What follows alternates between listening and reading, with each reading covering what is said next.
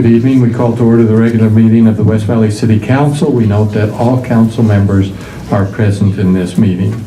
We'll begin our meeting with an opening ceremony. We turn to Council Member Don Christensen for that.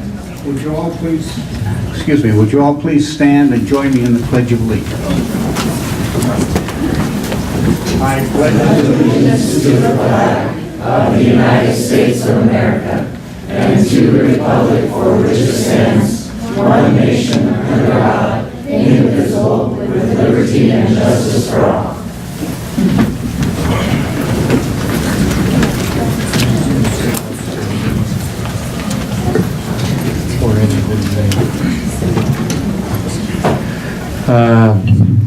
Next, we go to the minutes of April 10th. A motion from the council on the minutes. Motion to approve. Second? We have a motion to approve and a second. Any discussion?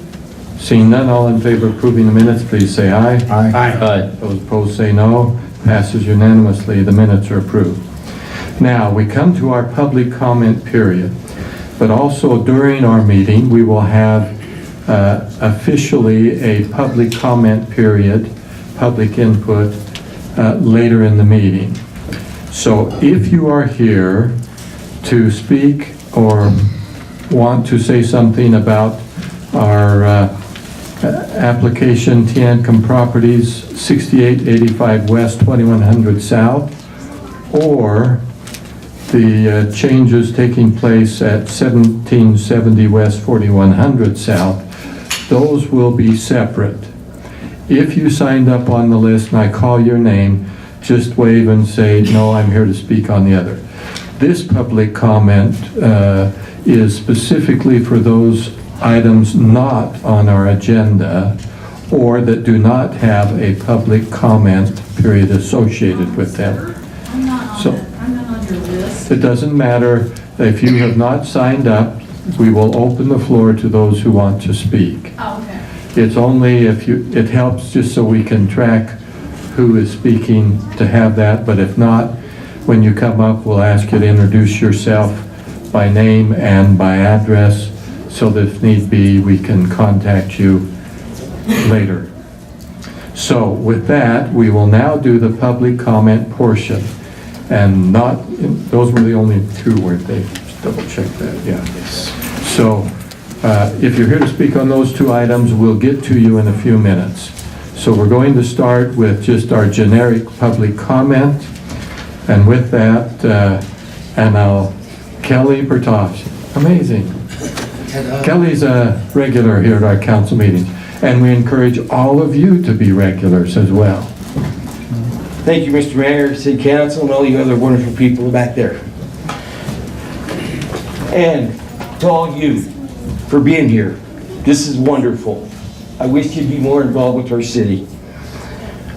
5 minutes is not near close enough for me, but there's a lot of topics that we kind of covered and in the meetings. Again, I don't even know where to start.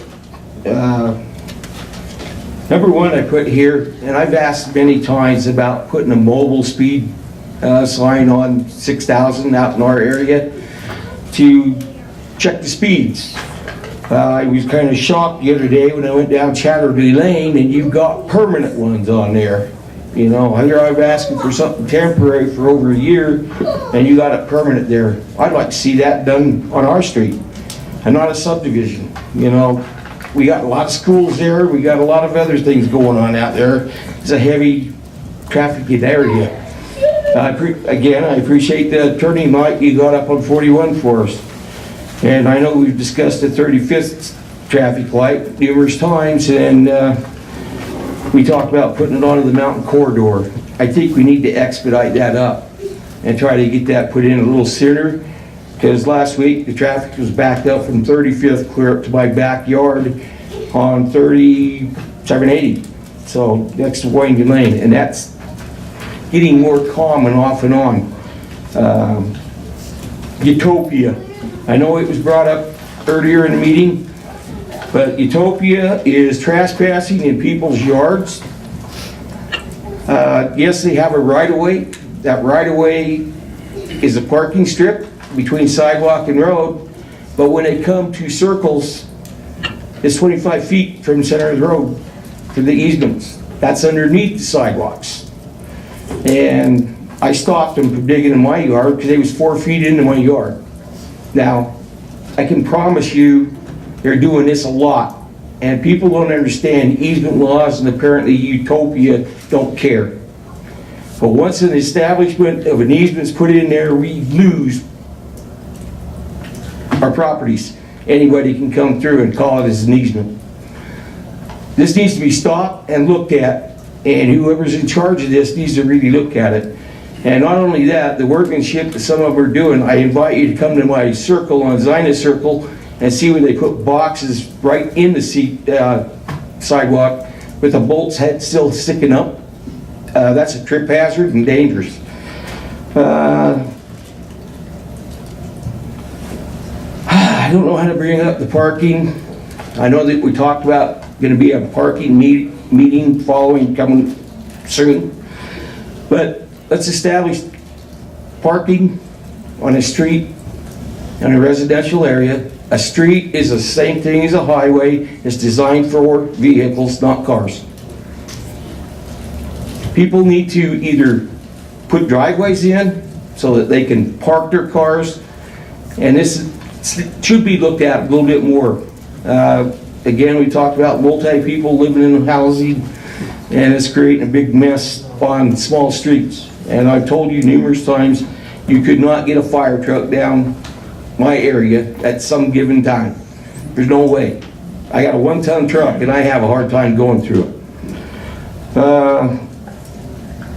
The lot next to me, I hope you can address a little bit more about, it was a vacant lot, which basically you guys split divided and allowed them to split for a home. The home sold one person and this lot sold to somebody else. No utilities, and this guy's taking ownership of it and parking all that junk that we talked about on there. So I wish that would get looked at. I think that the city is really looking at so much of the building and how is residential, how things are being built. I think we're forgetting the fact of what materials are what. We are in an earthquake zone, so that ought to be a factor to look at. The traffic lights on 4100 by Mountain View Corridor, you can't see them going east and west sometimes because of the angle of them. So I hope that UDOT would be able to come down and readjust. Like again, I said, I got so many things that 5 minutes couldn't even cover. I appreciate you guys for what you do. Yeah, we agree to disagree sometimes, but it takes somebody to rattle my chain to finally get me going. And you put up with me for 1.5 years now. And I appreciate you taking the time to listen to me. Changes are good, and I hope people here can understand changes can work in our advantage. But thank you for what you do. I'd like to know how I could get set up on a meeting where I can speak a little bit longer with each one of you. So hopefully if I can get put on the list or notified how I can do that. Thank you. Thank you. And as you saw there, that's the example. It's not a discussion, question, answer period. It's just a chance for public to give us feedback. Next, we have Laura Thackeray.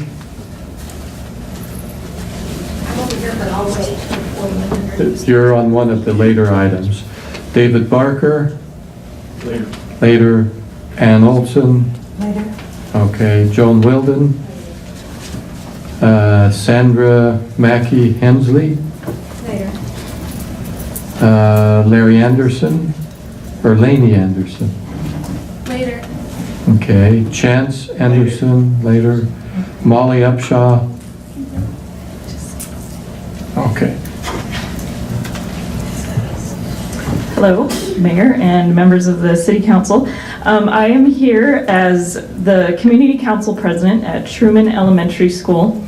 The elementary school address is the one on your list. It's at 4639 South and 3200 West.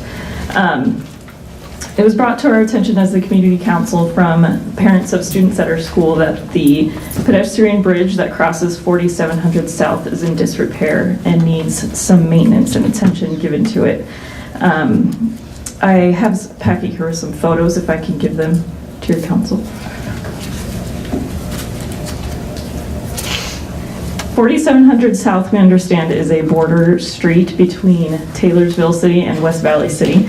So one end of the bridge is in one city and one end is on the other.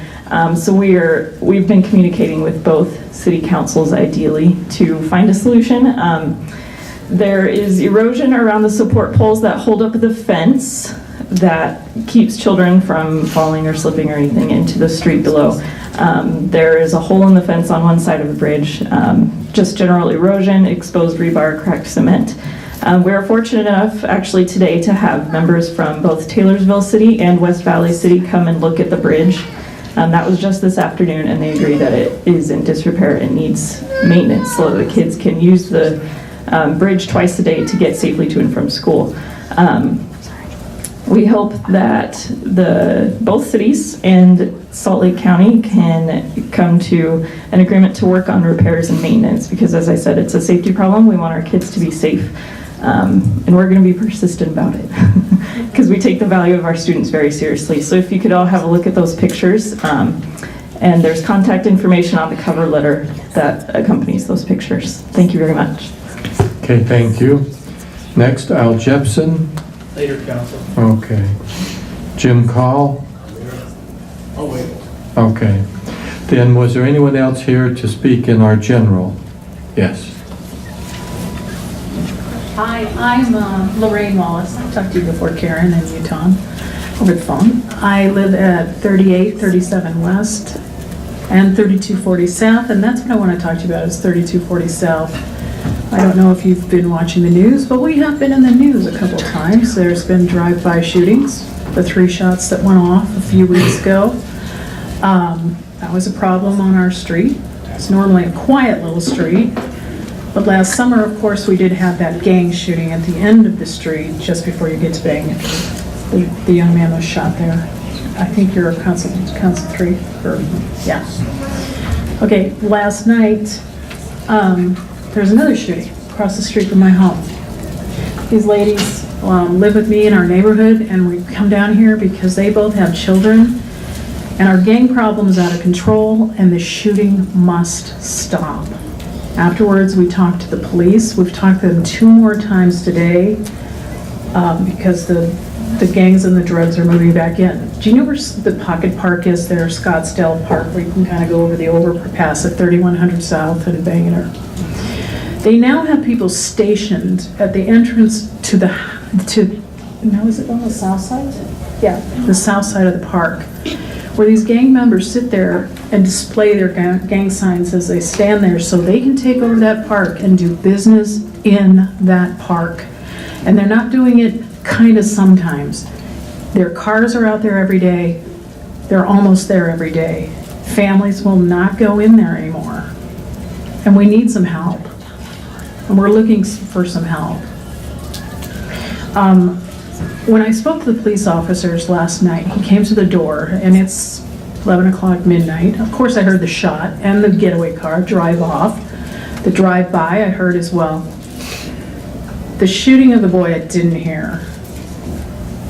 But you can hear these gunshots quite often. When you hear a shot or something sounds like a backfire on that street, it's not a car, it's a gun. And I don't want the police showing up and just shooting people because they may be Mexican American or black, because our neighborhood is very diverse. And I don't want people getting plugged because they're not white. And so there's a fear there, because a lot of people are not going to call in if they feel like they're in danger. And a lot of these people are coming to my door and asking me to call the police. Now that's sad. We need to have a stronger presence and get those gangs out of there. They're coming in from the apartments, which are lining 3500. What's the name of those apartments there? Is it Tuscany?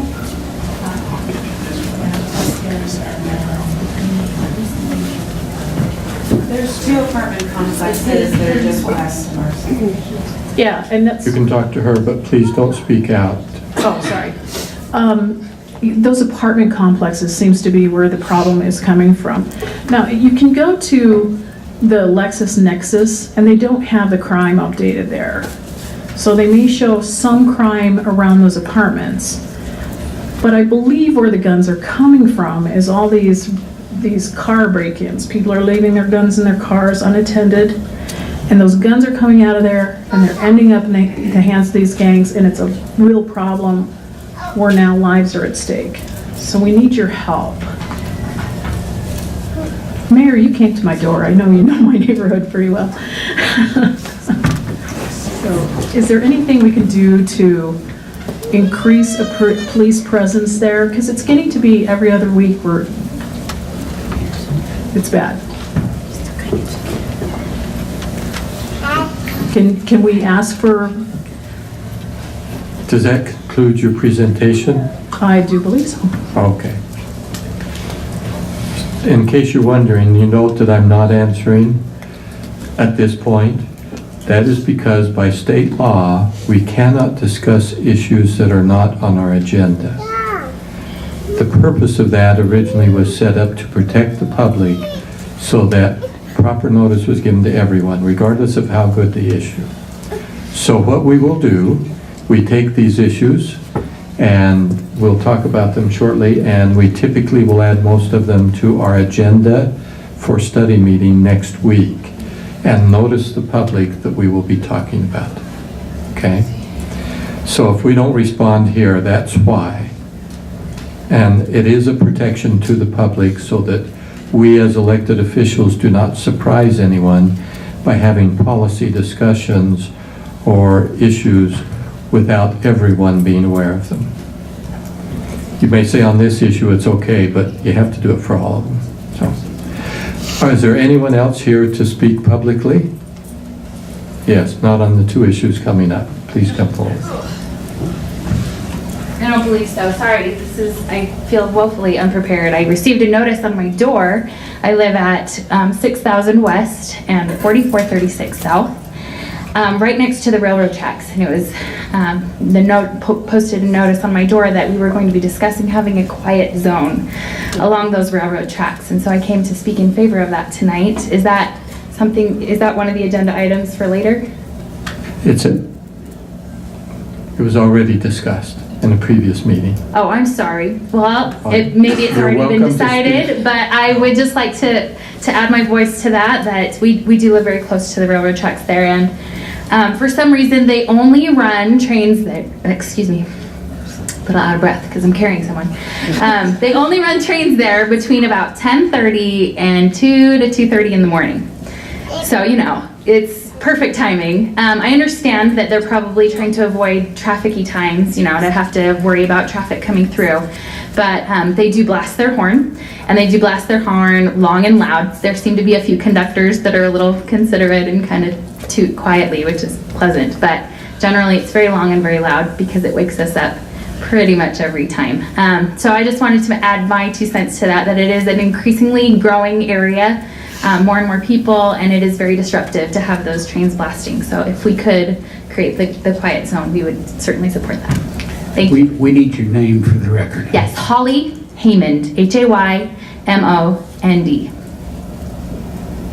Okay. Anyone else?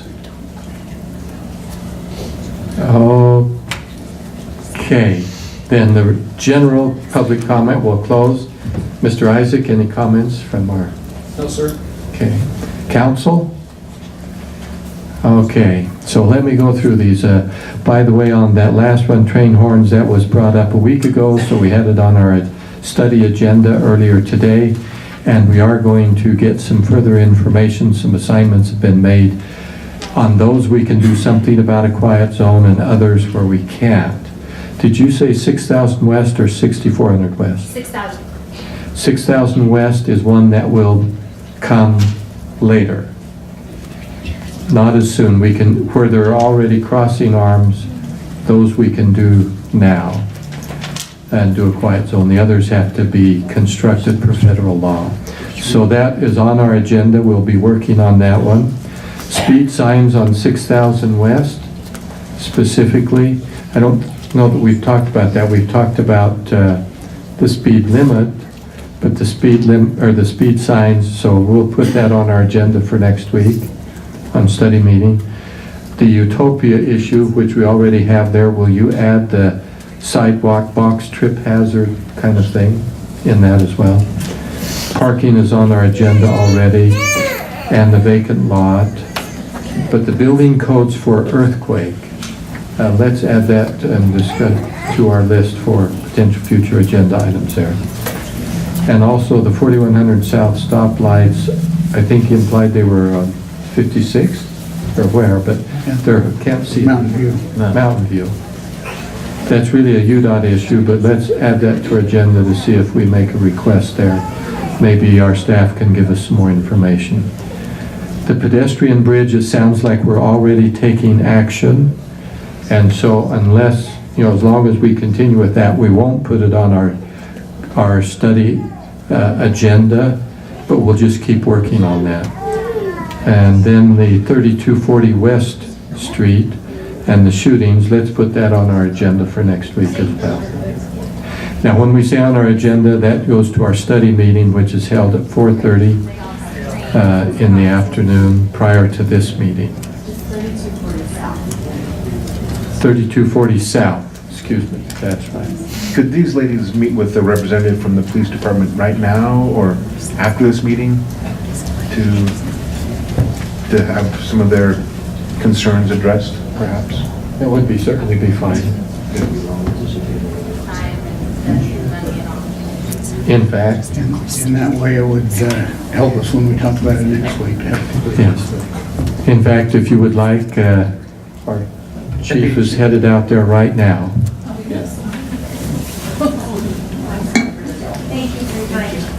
Okay. And the train horns we talked about. So did I cover everything there, council? And you're okay with what we put on there? Okay. Some of those may not take much, but others may. Okay. With that, then, we'll close our public comment period. And those of you who came for specific things, thank you, and we don't feel bad if you leave. There are others who are going to stay here with us for a while yet. So, we go to item 7 on our agenda. This is application Z-3-2018 filed by Tiancum Properties.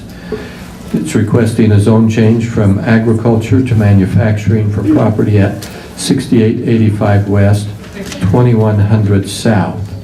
This is a piece of property that currently is now owned by a company very close to that property. There's not a connection to it, but a road goes up to the property, and they want to change that to manufacturing. And this is also in conjunction with Ordinance 18-10. And if that happens, then in order to be able to use the property, there will have to be a road extended in there on the north side of that property. And so this is in an area where that's pretty typical for those types of things. Anything else that you want to add? Councilman Bueller, you look like you.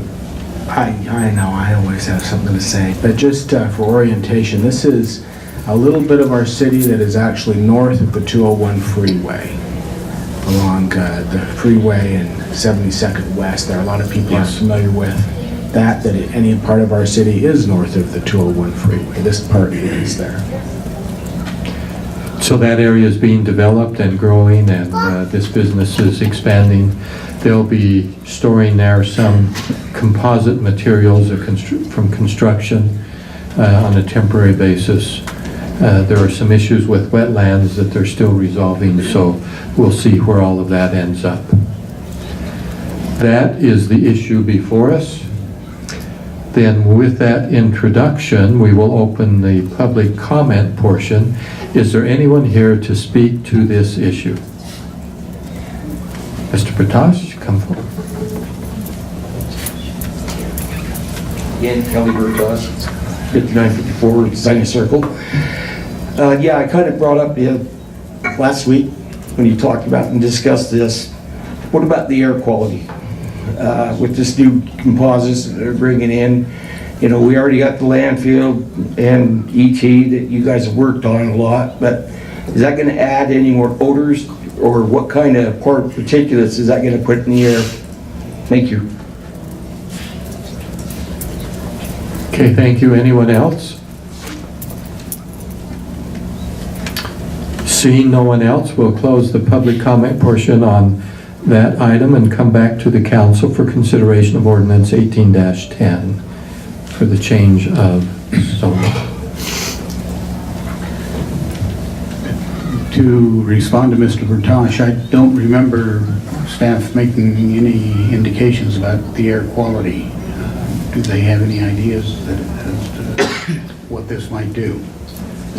Certainly we can turn to our staff and get a response from them. Is there, Mr. Isaac, is there someone who could follow up?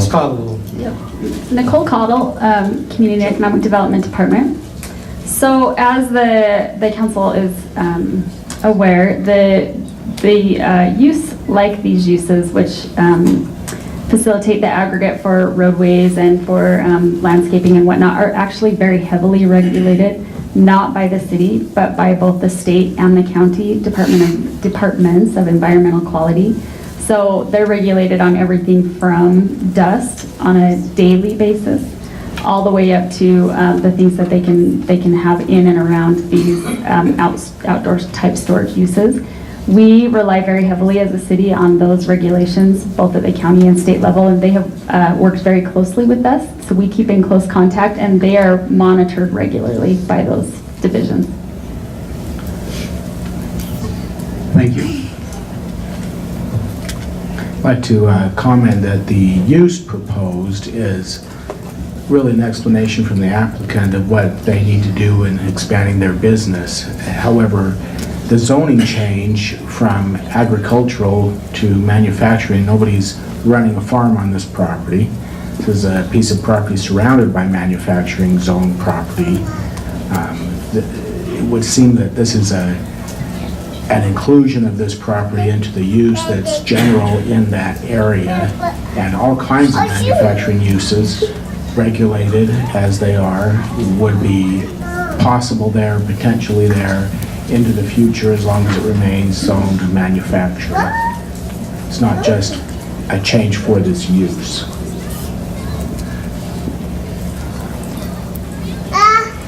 The question that I have, just for confirmation, it's not actually the issue we're voting on at hand, but we're talking about the ownership of two parcels that are adjacent but not adjoining.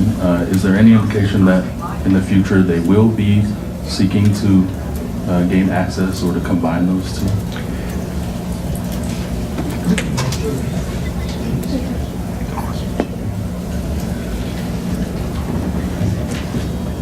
Good evening, I'm Jody Knapp with Planning and Zoning. So in discussion with the applicant, it's not an integral part of their business. They do have access to both properties, so it's not really necessary for them to have connection to the property. If that ever becomes available in the back, they have approached the property owner about possibly purchasing some property, but at this time, they'll just keep the two separate. Ms. Knapp, while you're there, can I ask you a question? Yes. Just confirmation as well. As I understand, with this zoning change, they will now be required to extend that road along the frontage of this property, which doesn't have a developed road, and that's then how they would access this other portion of their property. Correct, that would be part of their conditional use application.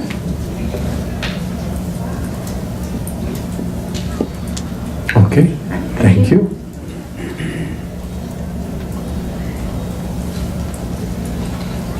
It seems like everything pretty much around it is already zoned manufacturing, and it's now currently being used for agriculture. But on the other side, does that count, or Salt Lake City, I assume, do we know what the zoning is on that side? Does that also match if we did manufacturing? I'm not sure. So great question, and Jody's coming up. I'll let her answer, and then I'll fill in because that I guess actually we weren't done. changed a little bit. Jody. Sorry, so that is property that is part of Salt Lake City, and it's zoned OS, which is their open space designation. And it's just vacant, undeveloped land right now. Thank you. Why don't you stay there? Thank you. So Jody, just one question. Is it a long-term open space, or eventually it could become manufacturing, commercial, anything else? The open space designation is more just a long-term holding, and the intent is not to develop it. Okay. Is this included in the inland port designation by the legislature? Yes, it is. So that may be superseded by what the legislature is thinking of doing with the inland port that they just passed in this last session. Yes.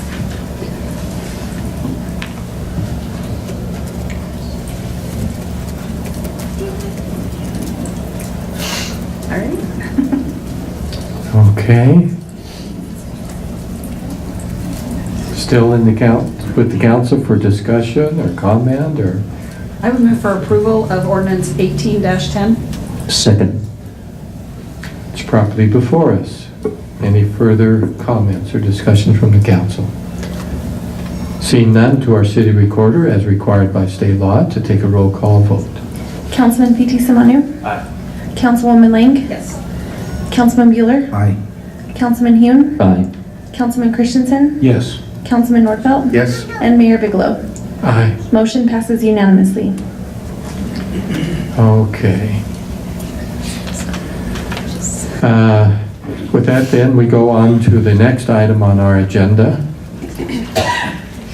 I just got to get caught up here on my computer. It shut down.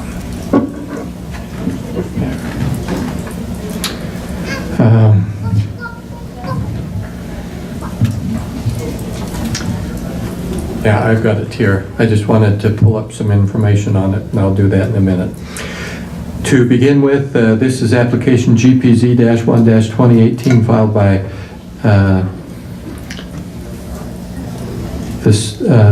Stay West Valley City, a limited liability corporation.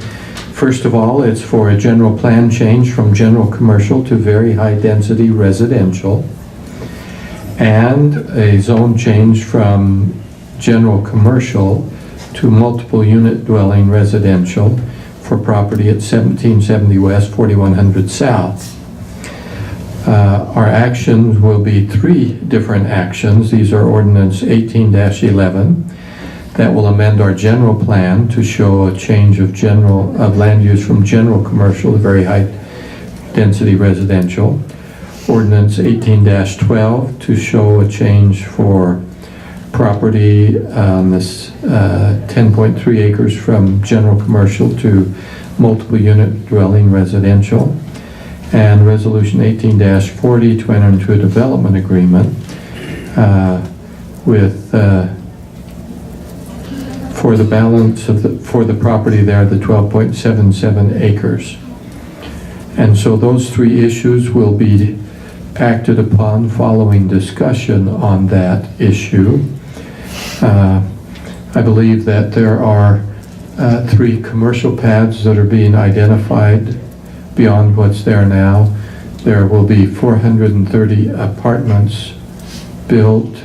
There will be 20, what was it, 24? Huh? Townhomes? Townhomes, yeah.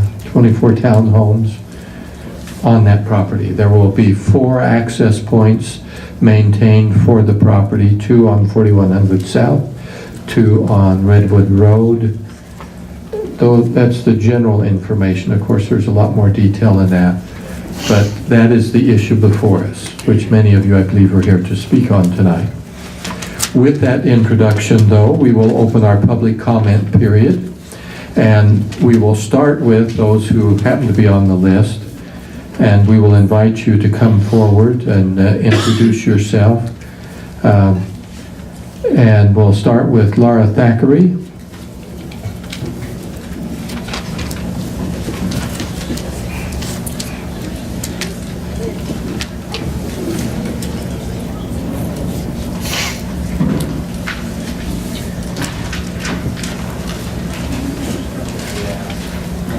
My name is Laura Thackeray. I live at 3560 South, 2200 West.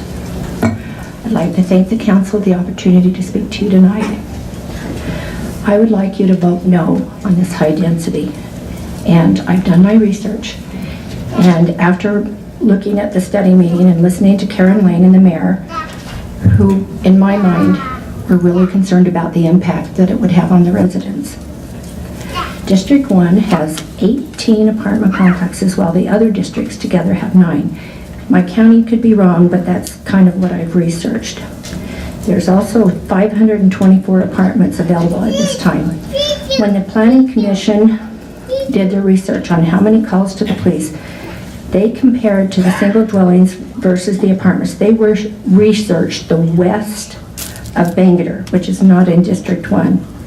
The Planning Commission also researched different information that I found according to Arcadia. First quarter occupancy dropped from 96.1% to 95.3%, leaving a negative 22 absorption net. The Planning Commission also told you that there were, quote, no road connections to the neighborhood on the west, so traffic to and from the development will not impact local streets, unquote. This is not true, as I live on a local street of 30 miles per hour and traffic is backed up to 3800 South from 35th South when there's an event going on at the Maverick Center. We have 6,700 cars daily on 2200 West, with 85% traveling at 37 miles per hour or slower prior to the curve going south and going north. 15% of this traffic is going faster than 37 miles per hour. According to the transit, quote, transit-oriented development, traffic from this monster will either exit west or U-turn on 4100 South or right turn on 2200 West to enter the freeway on 3500 South, returning home on Redwood northbound and U-turn at 3800 South, as evident by the existing traffic from 3 apartment complexes already on Redwood Road. Quote unquote, pedestrian accessible scale. This area of Redwood Road has been determined by UDOT, according to the Deseret News of August 17th, as the most dangerous intersection in Salt Lake County and Utah County. At that time, they were showing 13 crashes with pedestrians, and the update now shows 24 crashes. To access the 2 bus routes, pedestrians must cross either Redwood Road or 4100 South again, as evident by existing apartment resident traffic volume figures are based on a 7-lane Redwood Road, which it is not. Rapid transit on Redwood Road and enhanced bus service on 4100 South are, quote, planned, not optional, or not operational. What goes on in the meantime won't impact local streets? I think it will. What is 4100 South if not a local street?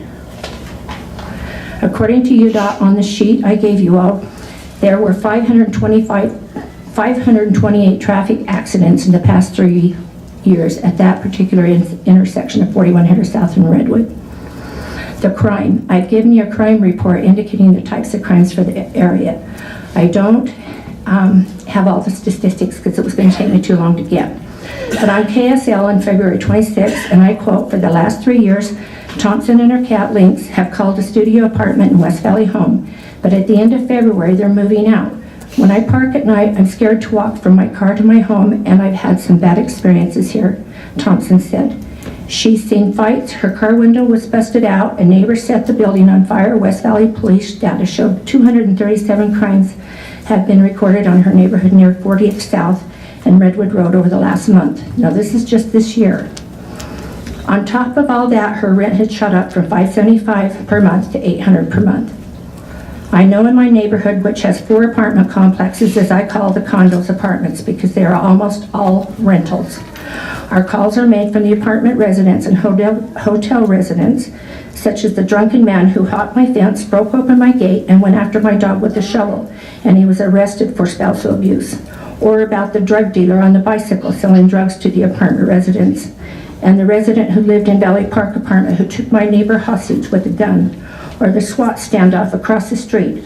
I'm only telling you all of these crime stories as with the 430 apartment complex with 21 townhomes and the other townhouses being built next to Callister's. How is the city going to meet the very high demand for police officers, firefighters, ordnance officers, water, sewer, road repairs, and for the children who go to the magical building to learn? Where will that money come from? Quote, retail demand. retail, and this is a quote from them, retail sales from the commission, planning commission, quote, retail sales lag far behind 5600 West and 3500 South. Yet there's not a 450-unit, 7-story complex on 5600 West and 3500 South. Is the development agreement attached to the property? Does it dissolve upon the sale of the property? Estimated occupancy is 1,100 people, which is 2.4 people per unit with 500 parking stalls. Will there be parking for all on the site? Our analogy is liken the apartment complexes to a fire. With each fire it is said, quote, this one will be okay. Every fire is burning uncontrolled, but we can light this one. This one will be okay. The city analysis states that retail generates a higher tax base, yet we will make do with high-density residents. The development is slated as an upper end, but unlike the Field of Dreams, just because you build it does not mean they will come.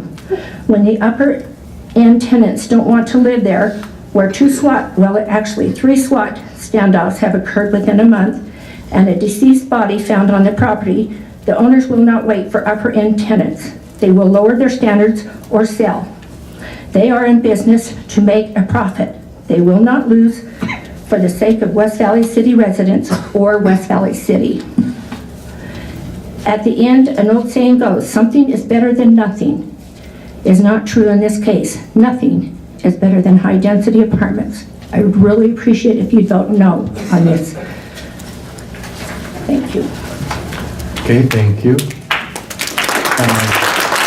We would ask that you not make public demonstrations, and it's not because clapping is bad, but because we must control all of it, and sometimes people bring signs, and we've seen some bad things happen in council meetings. So the general rule is no public demonstrations. That way we keep it really simple. But thank you for your concern, and you'll all have a chance if you want to speak. David Barker.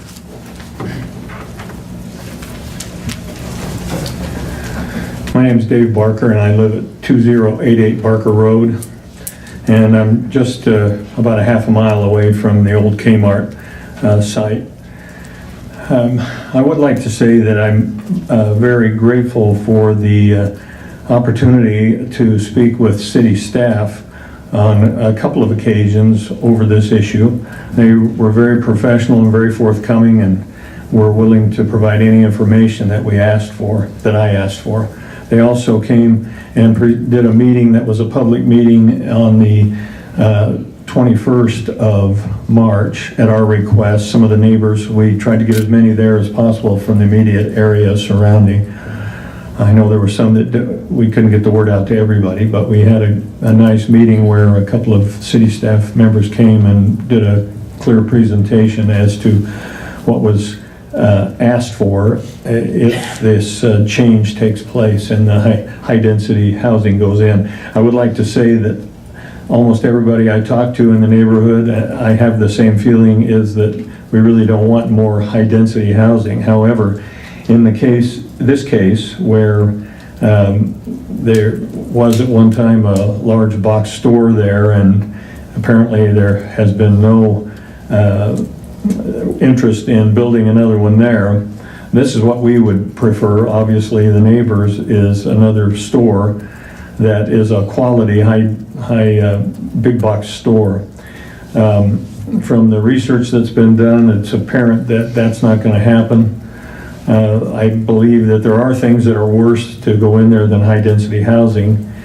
And if you look across the 4100 South or down Redwood, you can see some of that we're talking about, that I'm talking about as being even less desirable than more people. If we need to have something in there, we've had the dead body show up, and we've had other crime issues there, and we have a derelict building that's sitting there. We need to do something with it. I'm afraid that the owner of the property is going to, if this doesn't pass, sell it off or do something with it that is commercial, but is much less desirable than high density housing. So my view is that this project, if it is done the way it's planned, and if what we've been assured is true, and I assume that it is, I have no reason to believe anybody's trying to fool us, that there will be standards that will be enforced, not only with this owner, but with subsequent owners as well. And with that being the case, then I would ask that you vote for the project. Thank you. Thank you. Next we have Ann Olson.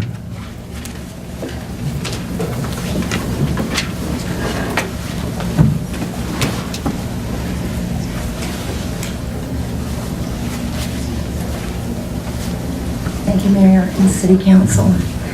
I live at 2022 Kirkham Way. I'm in Taylorsville. I'm not in West Valley, but I am directly your neighbor. I'm in Taylorsville Gardens.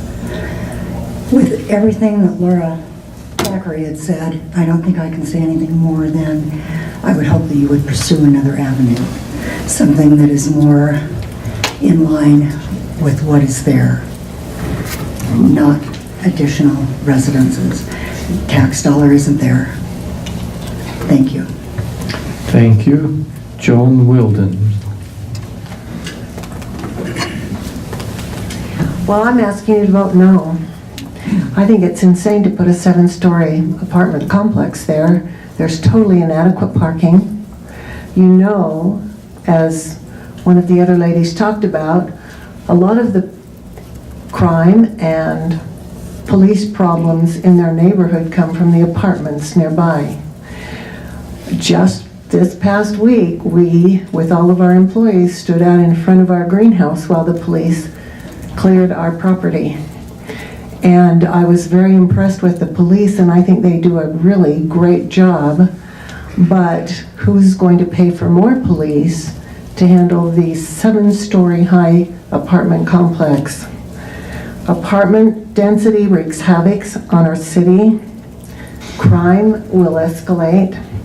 Fire becomes another problem, and is our fire department even capable of reaching 7 stories? I don't know.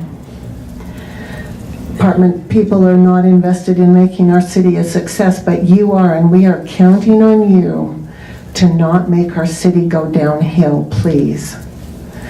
Now, there's a reason why they want 7 stories, and that is because they get, whoever owns the property gets more money depending on how many doors they can put on that property. So if you cut that down to 3 stories, that means the owner won't get as much money for his land. Well, the owner of this property is an investor in California.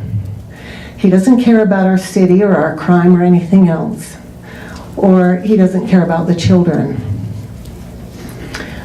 When I grew up on 2200 West, we had absolutely wonderful neighbors. Nobody locked their cars, nobody locked their homes. I don't think we even locked our homes when we went out of town. Everybody, we had wonderful people. And that's what a good community does, is develop, and you develop that when people want to stay and want to make it a good city. If we have 7 stories high on this apartment complex, there are not enough parking places. They're going to be parking in front of the homes of some of these people that are here to your meeting, because there are not going to be enough parking spaces for them. I don't think we should be paying somebody from California to build 7 stories and give us the problems that that will bring to us. So I'm asking you to please vote no. Thank you. Sandra McKay Hensley. Hope I got that right. Mackey. Okay. Yes, I would like to ask also that the City Council vote no, or that they greatly modify what is being built here, what is allowed to be built. I feel like this is a quick fix. I feel like we're feeling desperate. We need to get something in there. Nobody likes the Kmart. I think we all agree on that. Nobody likes that. It's an eyesore and it's bad. But I think we all want what is best. These people want to build nice apartment buildings. They want to make money. I think the residents of of West Valley want something that will improve the city. They want something that will blend well, that will be something to be proud of and make the city look nicer. And 7 stories, I thought it would be great to bring you a picture of a 7-story building just to give you an idea of what it's going to look like. I couldn't even find one. I went down Bangerter. The apartment complexes down that way are 4 stories, and they're quite huge.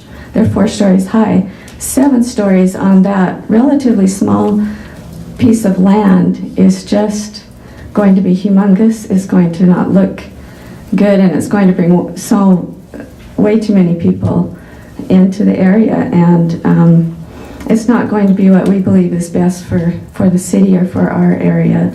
I think the old saying that good things come to those who wait. I don't think we need to be desperate. I think we need to wait for the right thing and make the right choice. So I ask you to vote no. Thank you. Thank you. Lainey Anderson?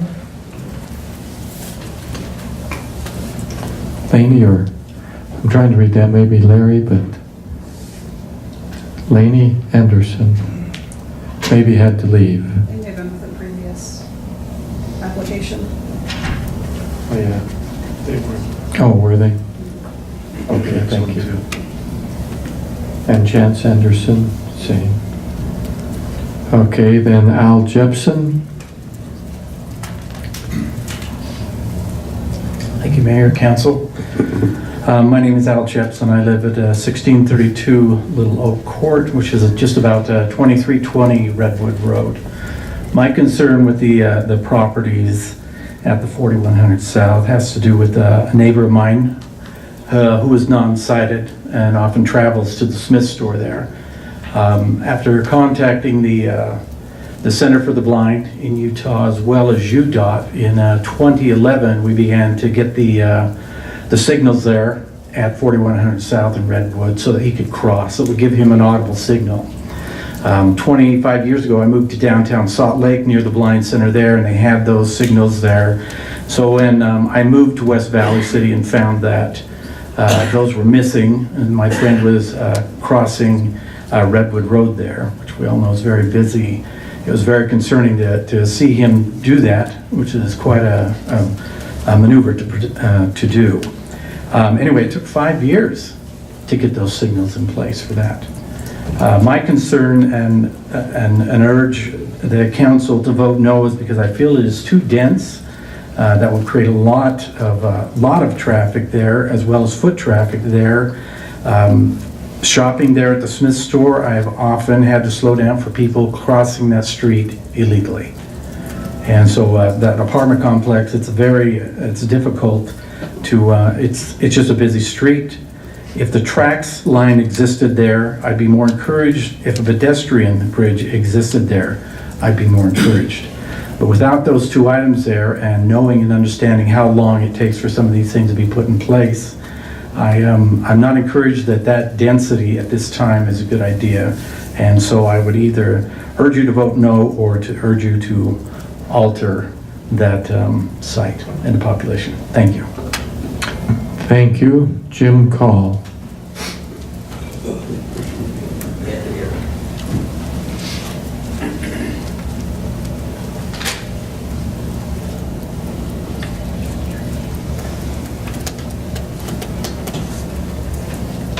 I lived in this community for about 30 years now. When we moved in here, we lived right at 22nd West.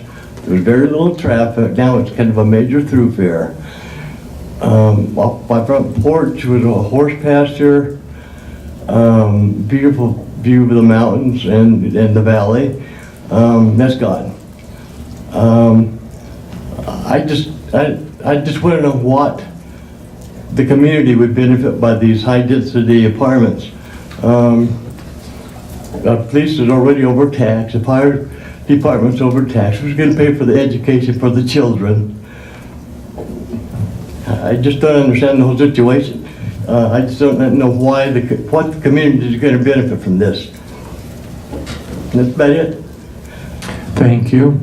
Now, those were all that were on my list, but it's still open for others to come forward and speak. So, I see one there. We'll have you all come forward at some point. We'll give everyone a chance to speak. Hey, my name is James R. Davis. I live at 1960 West, 4100 South, which puts me in line of the traffic. You know, I'm just one human being, and this letter that was sent out has to go out with people within 300 feet of this site. If you look east, there's nobody going to be coming from the east side of Redwood Road. If you look south, nobody's going to be coming from south in 300 foot. If you look north, all the apartment complexes there, nobody's going to be coming to this meeting because of lack of interest. They'll be in and out of that place before you know it. So right behind us is a small apartment, or a small subdivision. When you put a pin right in the front of, right at the top of Kmart building and draw a circle and keep going out, you find that that area out to the Jordan River and north to 35th and even into Taylorsville and going west on the other side of 35th, or of 215, we have so many high-density units around. I don't see a need to plant a place that has 430 units in it, plus I've heard as many as 26 townhomes there, and all the people that will bring. Maybe 900 people more in that area. A week ago when we had that thing happen at Smith's, I felt compelled to leave work and go home and go to the highest point of my house to watch my backyard to make sure that this individual hadn't come into my backyard and hidden in my small barn that I have there or whatever. We've had people in our area because of rentals break into my house 2 times and break the window out of my truck and try to get into neighbors' trailers and whatnot. And I just feel like we have enough people that have very little interest in the area that we don't need to add one more building that will encourage more people. When they leave this building, going north is going to be very difficult for the people. They can't get onto Redwood Road and get over to the center lane to make a left turn to go east and then make their way north. They'll have to go west on 4100 South through the subdivision or to 2200 to get around to go north, either 215 or go 35th down to I-15 and then go north or wherever they need to go. So it forces most all of that traffic to go west on 4100 South. We don't need that to happen. I want you to know that I appreciate all of your efforts here. A lot of the people here really are here to make a living. They won't live in that area. If you were to look at 300 feet and then half a mile and then a mile, probably there aren't any people in the council, and this isn't a question, but there aren't any people in the council that will actually be affected by this situation. My feeling is that if you could go to the community college over there and talk to them about putting an annex building over there to educate some of the people that are in Redwood, in this West Valley area, it seems like it would do a lot for our community in a plus way. So I appreciate the opportunity to talk here today. I have a lot to lose by this building coming in personally because it's already difficult to get in and out of my driveway.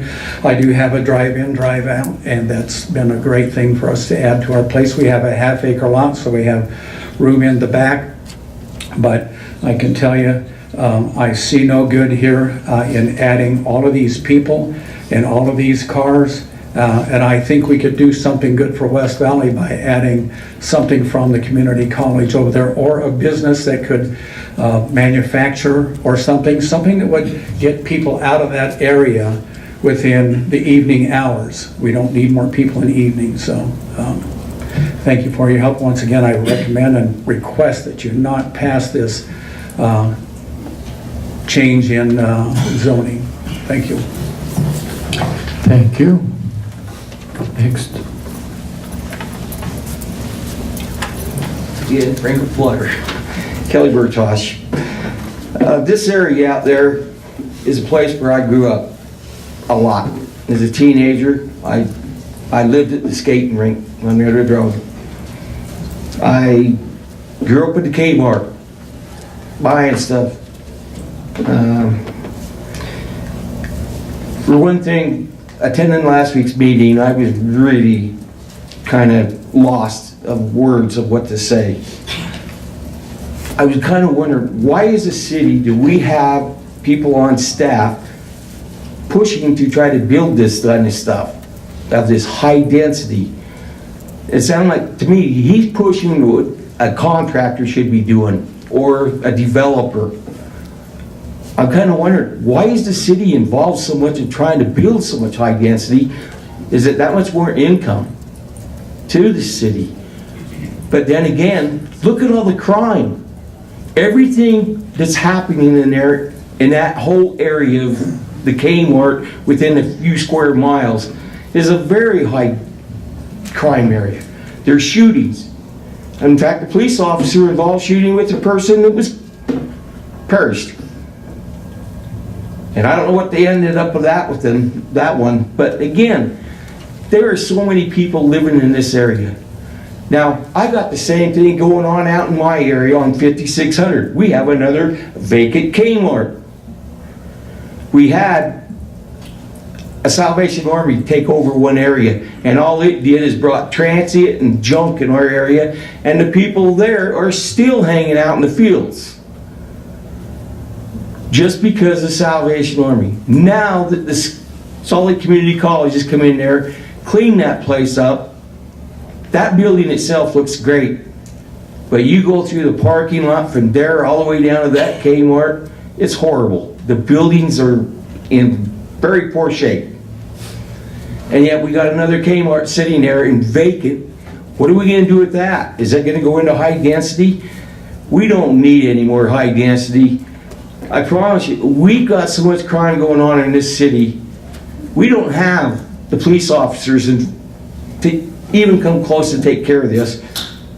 I know that, and you guys know that. Even with the fire department, they're yeah, I know that you guys are putting in to get some more ambulances and fire trucks, but that's still not enough. We need more public service as far as safety. We need to start focusing about public safety of the crime that's going on. This young lady over here, she's done her homework to hand out all that. The highest accidents involved. This gentleman just said, where are they going to go? They're forced to go to the west.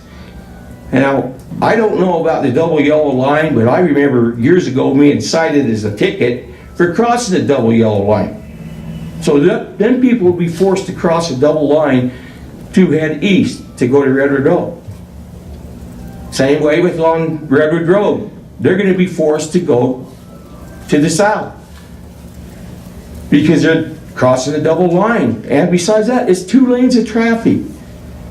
We don't have the highways and the structure to take care of this more high density stuff. You know, we need to focus on highways that can get us commuted from the east side to the west side.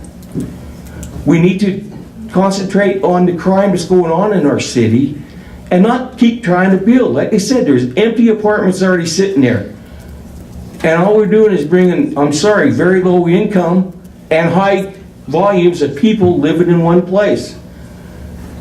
Please vote no. We've got enough stuff to worry about right now. Thank you. Thank you. Next.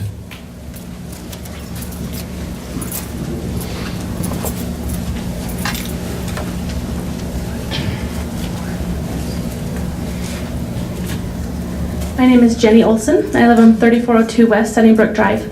I've been following this for about a month, but I just found out about this meeting today, so I'm a little bit unprepared.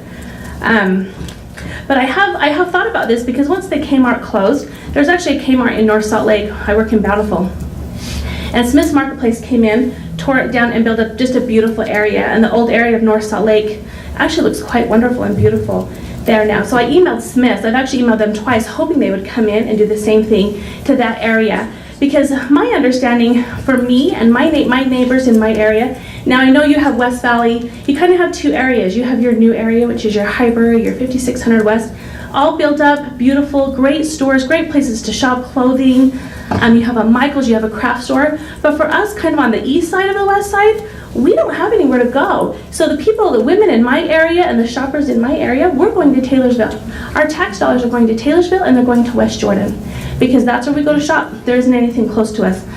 Sometimes I'll try and go to the Harmons because I do like the Harmons there, but for the most part, we're leaving our area to shop. I don't go to the Smiths there. The Smiths on Redwood, I'm not really worried about it being scary. It's really small and they try and fit all their good stuff and good deals into this tiny little store. So I feel like Smiths and maybe some of our shopping areas need to come in and build up for West Valley. And I feel like West Valley needs to come in and build up and make it a nicer place. I mean, when people think of West Valley, of course, they think of shootings and things. They don't think about the nice area over on 56 and Highbury now. They actually think of like that area. That's what comes to their mind, is that Four Corners on 41st and Redwood. So I would plead you to say no to that and build up that area. I mean, even if like there's that Savers, it actually looks really crappy. I'll just say it is just a really crappy area. And it's not a place where anybody would really want to go and shop. And if you want some of the people who want to go and spend money, bring them back to West Valley because they're here and they want to spend their money, but they're leaving to do it because that's where the better stores are. That's where the nicest places are to shop. So whether I didn't get a response from Smiths, but I would plead with you guys to maybe, and I like Smiths, the reason I say it is they always have a lot of really good deals and you can buy bulk and things for really good. But I would plead with West Valley to contact some of these stores and say, before you make any decision, to say, hey, would you be willing to come in and build on this nice area? You know, maybe we can, I don't know how it works, we'll put in this much, you put in this much. Let's make that Four Corners a better area than what it is. I think, as one lady said, she says it's worth the wait. Why hurry on this? We're okay. We would rather have a quality place where we can shop and spend our money than a high rise. Thank you for your time. Next.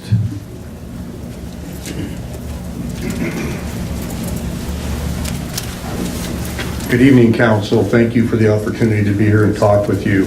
I would also strongly ask you to say no to this building built. My name is Brett Holmes. My wife and I, Ronnie, have lived on 3600 South and 2200 West for more than 35 plus years. In those 35 years, when we first bought the home that was actually built by her father and she lived as a little girl, I've seen great changes in West Valley up until the last 5 years. I have seen this area fall completely apart. The crime rate has gone through the roof. The traffic problems are horrendous. There's days when there are events over at the West Valley or the Maverick Center that there's a concert or a hockey game. You can't get up and down our street safely, let alone get out of our driveway. Now at this time in our life, at the point when we were younger, we raised 2 boys, and I loved the area. It felt safe. We had a baseball park that was over here by Valley Fair Mall that I was the president of and ran the league. And it was a great community. And it seems like that whole sense of community has fallen apart, and it's not your fault. But things need to change to make it better. It seems like nothing is being done, and I like what the young lady said about improving it as far as the quality of what we have. I manage a glass company, and I do a lot of glass work through West Valley City, for West Valley City, and for different projects. We take care of the Valley Fair Mall. And the manager over at the mall, Will, is a personal friend of mine, and he saw me at the Southtown Mall once, and he said, Brett, why are you out here when you have a mall less than 5 minutes from you? I said, I don't feel safe to take my wife and myself in there to go purchase and buy things. He said, but it's a good mall. And I said, well, you can put high heels, a dress, and lipstick on a pig, but it's still a pig underneath that outfit. What we need the city to do is to help us, because we have horrendous problems. Where I live, just in the last 5 months, we've had a SWAT standoff, an elderly lady's home broken into that's a personal friend of ours, a young man was killed by an officer, which I totally stand behind the police department. I love every officer and fire department person for what they do for us. But it seems like the crime rate has exploded. And by building this unit is going to draw more of those same type of people that I have in the Valley Park apartments behind me. The crime rate is just, your officers are in and out of there every day, 10 times a day. And I just implore you to think about this. If it's a money thing, that's not going to help this community. And people will move out. That's the sad part. At some point, we will have to say, we feel no longer safe to live here. When my wife and I, she loves to walk. Every night during the summer, we'll go take an hour walk. But I don't feel safe to walk down 2200 to Redwood Road, down to 35th, or even around Costco anymore. Any of those areas we used to walk is just not safe. And that's sad because this is our neighborhood. This is where our families, our friends, I know 90% of the people in here live. So I just implore you, do what you can to help protect our community, to make it stronger and better. I hate to see businesses go out like Kmart. She worked there for a lot of years before she went out to the Walmart on 56. I worked at Savage Glass, and that's now Embassy Suites Hotel. They tore us down. We couldn't even find a building in West Valley to establish a building that had been around since 1960. Nobody wanted Savage Glass. So we had to move. But it is a wonderful city, and we appreciate all that you do for us and try to do for us. But seriously, think hard about building this. It's not going to do our area any more good. It'll draw more crime, more stabbings, more burglaries, more killings, and people will have to go. And if that's what they choose, then we have to go. But please think about it. We really appreciate y'all. Thank you. Thank you. Any others?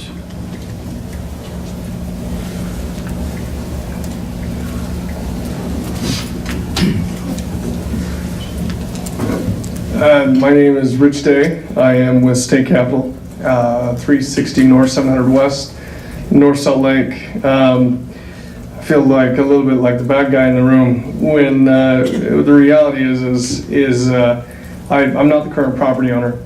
I'm the one that's proposed to buy it. And my proposal to buy it was on the stipulation that we could do something that would improve West Valley. As little history goes, I grew up in West Valley. I actually lived on 52nd West. I used to ride my bike twice a week to Fastio Eggs and did the whole winter dairy. I have a little brother who's buried in the cemetery right there. So I am from West Valley. I'm not the mean big bag developer out of Southern California who is the property owner currently. Currently, the zoning does allow for what the current plan is by the current property owner, which is either a swap meet or indoor storage. The Kmart that was here before drew a lot more traffic than what an apartment complex would. It's statistically, you can see those numbers. And as I was listening to people's frustrations or concerns, I started writing them down and thinking of how to address them, and I realized that it probably doesn't do a lot of good to try and answer everybody's specific questions, but tell you what a great job the staff here of West Valley has done, because when this was originally shown to me, we had proposed 500 units. We wanted to max density here that we could. Actually, we wanted to go even higher, similar to some other local apartment complexes here. I won't throw under the bus, but the density was much higher, and we thought to pursue that. But staff really stepped up and said, this is not what the community wants. We want something that's nice, that's going to stand out, that's going to raise the bar for everybody in and around the area. Currently speaking, the apartment rentals in the city of West Valley, 62% of them have been built or are older than 38 years. This is why we're having a lot of the same issues that have always existed. I mean, this is a 40-year-old, nearly 40-year-old area that hasn't been renovated or redeveloped since then. The Kmart had a pad site that nobody tried to redevelop. It just sat there. The Rendezvous and the transmission shop have been there for, I really don't know how long. I didn't frequent Rendezvous, but they've been there a long time. And we offered with the council from staff to buy that and turn that into parking to better the neighborhood. This project is $60 million. $60 million that we're gonna spend to better the neighborhood and increase the value of everything in there and around. And I know Smith's Marketplace was approached, I know Home Goods was approached, I know Home Depot was approached, I know Whole Foods, Trader Joe's, there's a list, Vasa Fitness, Winco, Fresh Market, IFA, Cal Ranch, they were all approached over the last 3 or 4 years. I've been working with staff for the last year, and I love West Valley. This, believe it or not, is, in my opinion, the place where you're gonna see the biggest and largest increases in value in the valley. I remember when Sugar House was no place you wanted to be. And now look at Sugar House. The zip code in Sugar House has the highest median price of homes because there was some value that was added. And we want to bring that value to West Valley. The product that we build is a concrete tilt-up apartment complex. You're not going to have the issues that you have with other complexes where they have problems with insects and rodents and mold. We will have noise transference will be virtually zero in between units because you have 4 inches of concrete where you're living. I feel like a little bit like I'm selling, and I don't want to sell. I just kind of want to tell you what we're working on in our plan, because right now, if we decide and say, you know, we're going to vote no to have these apartment units put in there. I don't know, there was another developer that was here a few weeks ago that was in the room to see if we got approval, and if not, then he was going to come in and try and buy. And he announced here that he had no plans of pursuing this property because I really believe in it. I think West Valley and what you guys have here is something so special, and the opportunity is so neat that somebody needs to see that. And I actually had a meeting with the gentleman, or I guess the group that owns Valley Fair Mall right before this meeting. And one of the things that they had talked about was how interesting it is that these things come in clusters. When you have a new tenant move in, 2 or 3 new tenants move in. And I can't make any promises that I can't fulfill on my own, but I've had discussions with neighboring retail product and neighboring retail facilities that said, hey, if this really gets approved, we're going to do X. And again, it's hearsay here, but you'll see some real improvements in and around the area because the value in this property in this area will be lifted. I had a presentation that I showed the Planning Commission, but I think you've seen some of the architectural or elevations of what we plan to do, but there's more than that we want to add, like we said, an opportunity for public transportation, to encourage public transportation, shared bikes. We've been and met with UDOT, we've been and met with the UTA and the shared bike groups, and so we're looking for ways that we can actually do things that will better the community. And with the more people that are there and the prices, quite frankly, that the rents will charge will bring a higher caliber person and tenant than what's currently in and around the area. I don't feel like I'm articulating very well right now, simply because I want to do something good here, and it's hard because I feel like the bad guy, and I'm not usually the bad guy, I'm really not, and so it feels a little bit like I am, and I'm trying not to defend myself, but give you an idea of what our vision is here.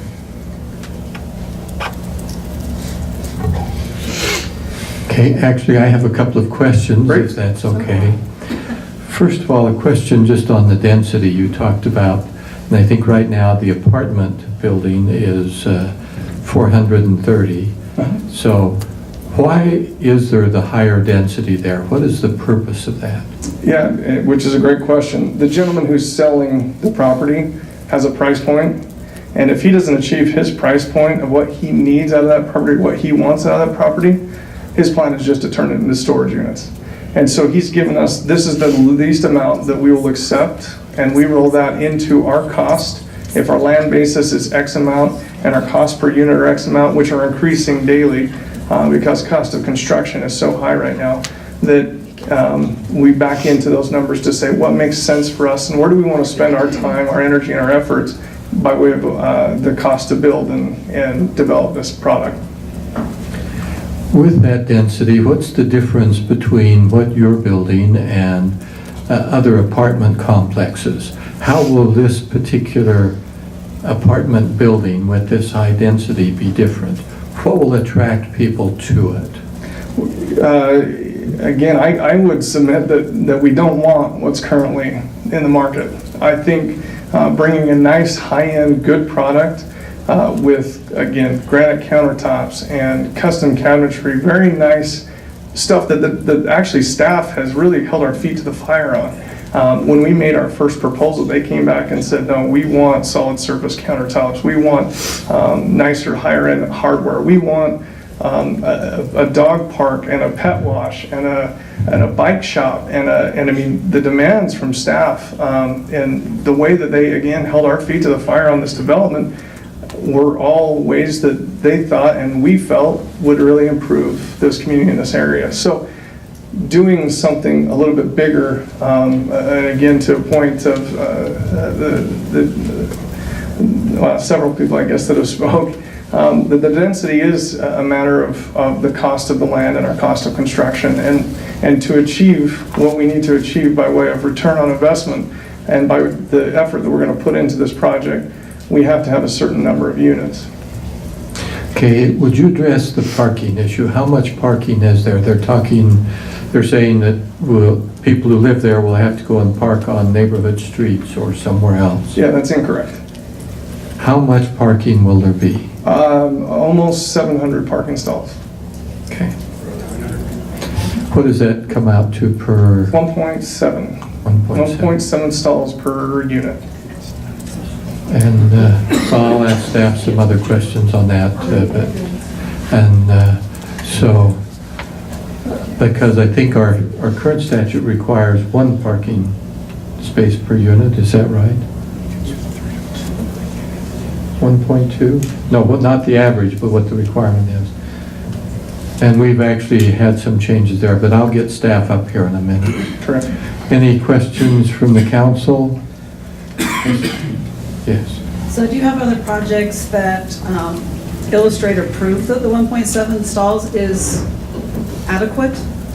I don't know very many homes that only have 1.7. Yeah, we actually have built and have owned about 3,000 apartment units everywhere from Montana to Idaho to Utah to California and Texas.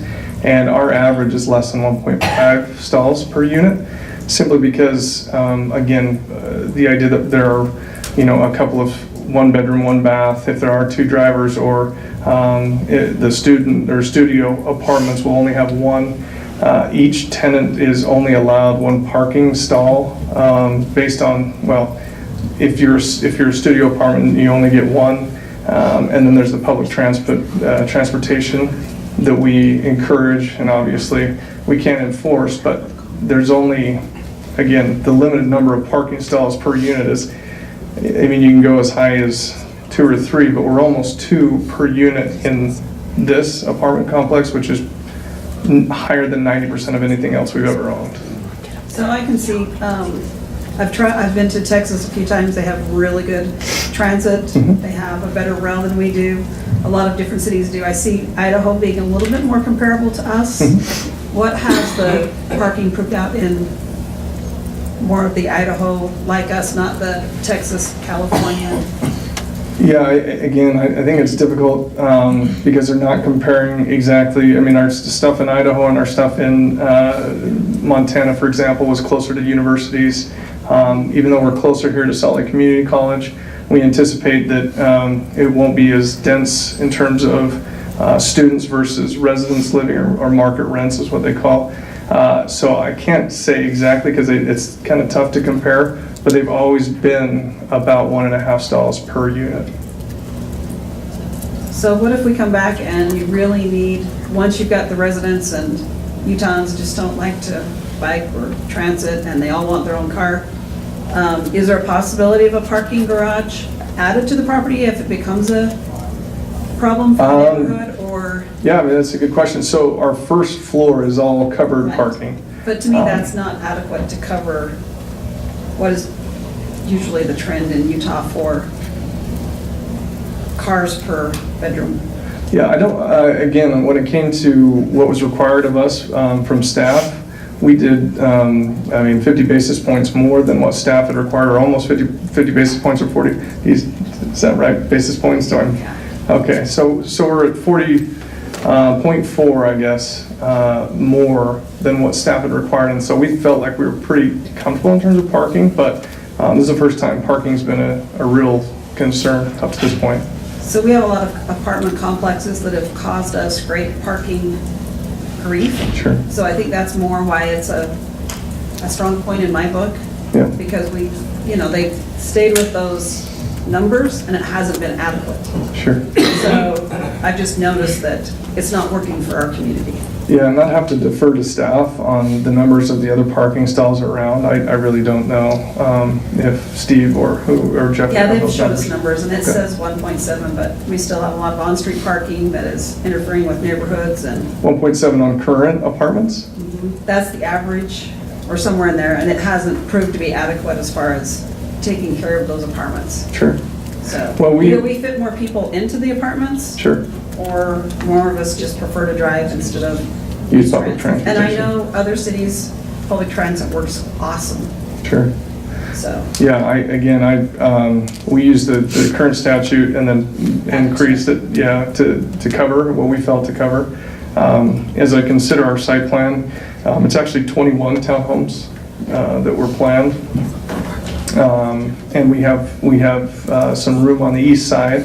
However, I don't know, adding a parking structure, hey, it'd be great if we could buy the apartments behind and scrape those and turn that into parking.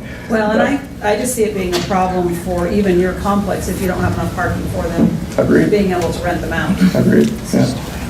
I just see that being a kind of a downhill place for them. So.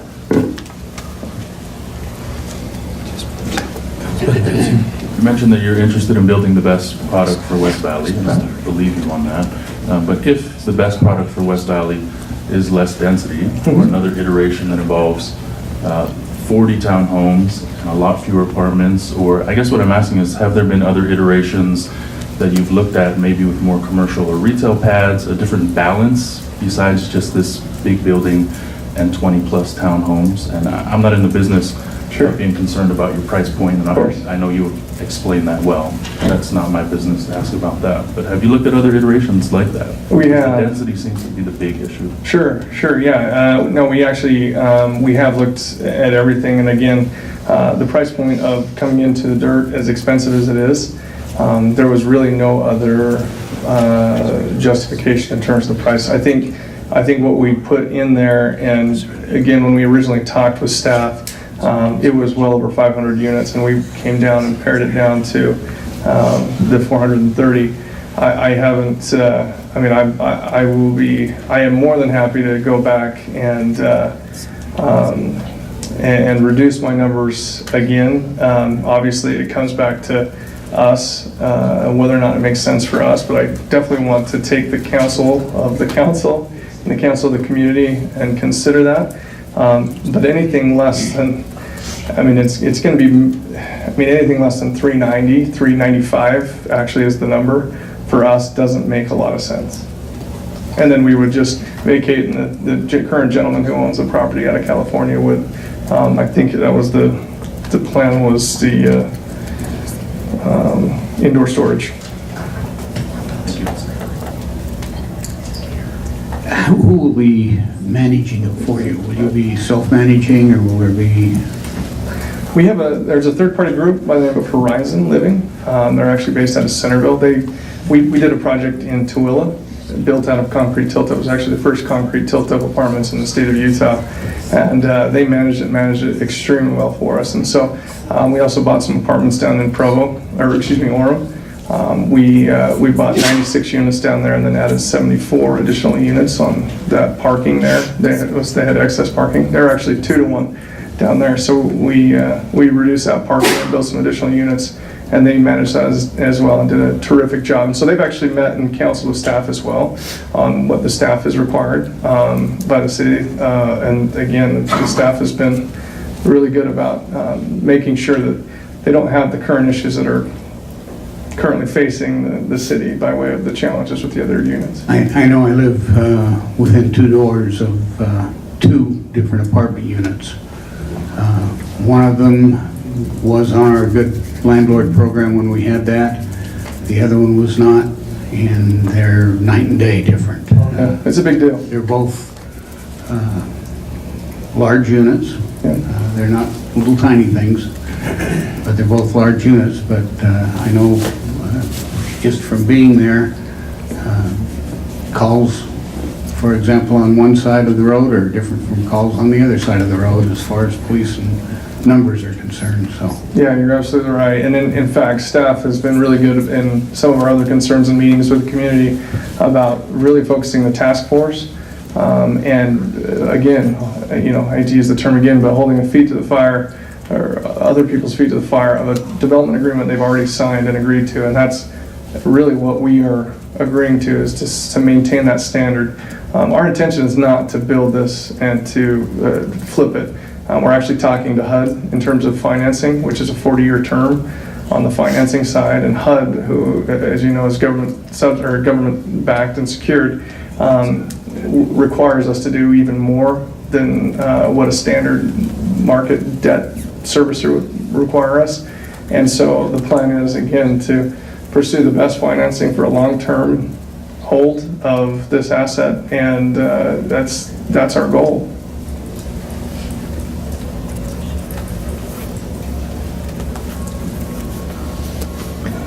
All the questions for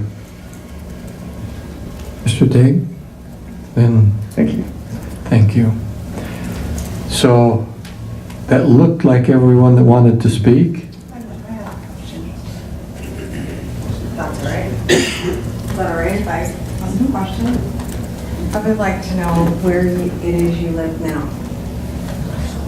I'm sorry. What you must address me. You cannot have a discussion out in the council chambers.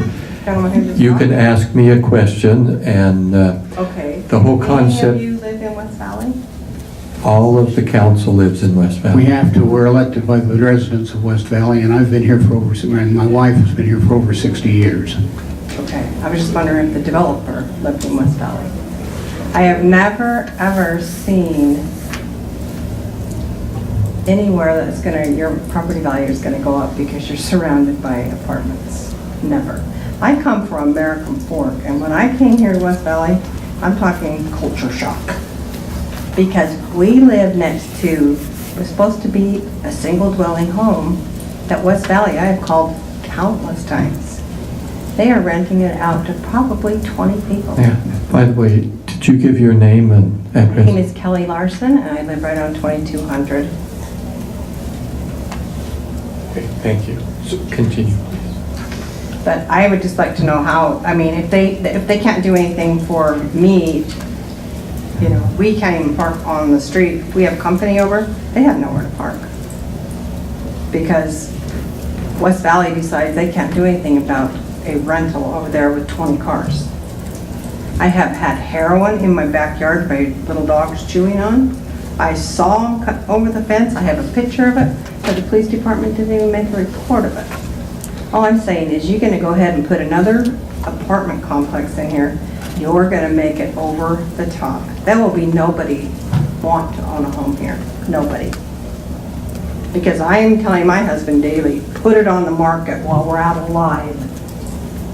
And it's serious. We have had so many shootings on 2200.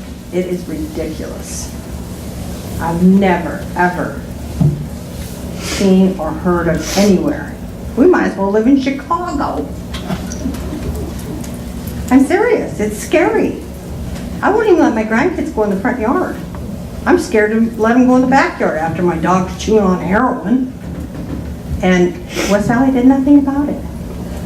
So what makes me think they're gonna do anything about another complex? It's not gonna happen. We have little tiny kids getting shot on their bikes. 8 years old. Part of a game. Probably came from the apartments. It's terrible. We can't keep our fence. It's just total nothing but graffiti. West Valley will put in a camera for you. They've never done anything for us. We still continue to live next to that, surrounded by apartments, and now you want to put more in? I tell you what, Smith's Food King told me the other day they are thinking of shutting down. They have more thefts in that store than paying customers. Because we live in the hood. And we do, we live in the hood. I hate to tell you that. It's a disgrace. It really is. But, all right, well, thanks for hearing my questions. Thank you. Or my statement. We have a couple of more who would like to speak. And don't forget to introduce yourselves, so I won't have to interrupt you. So I'm David McEwen. I live on 3995 South Birmingham, kind of. I'm in the basement of my in-laws because we're building a house on 2200 West and Cucumber Vine Court. I gotta get that right. I gotta get used to saying that. So I feel like I would be amiss if I didn't at least say my piece. So I'm currently the PTA president and community council member for Taylorsville Elementary. And I kind of wear many hats. I'm also on the planning commission here in West Valley City, as well as a candidate for the school board. So I feel like I'm one of the many that are here that are advocates for our community, advocates for West Valley City, advocates for our children. I am concerned about safety, really is my big concern here. And I'm a little selfish on this matter because I have 3 kids, and like many here, but at the same time, I'm concerned because I help represent many families from the school. And I know we don't talk education a lot, but I do believe that communication between a community council and the government of a city needs to happen between them as well as the school district. And I know at school board meetings, there's always chairs available to the mayors of the cities that are in Granite School District. And all the meetings that I've been to up to this point, there's never been a mayor or city council member there. And that concerns me for many reasons, because I think that they need to work together to help meet the needs of the community. So with that, I obviously invite each one of you, mayor and council members, to please go to your school board meetings and let your voices be heard, because you need to work together to make sure that we're providing a safe environment for our children. And that's what this comes down to. We've heard that the intersection on 4100 South and Redwood Road was the most dangerous intersection between 2010 and 2016, I believe, in Utah and Salt Lake County.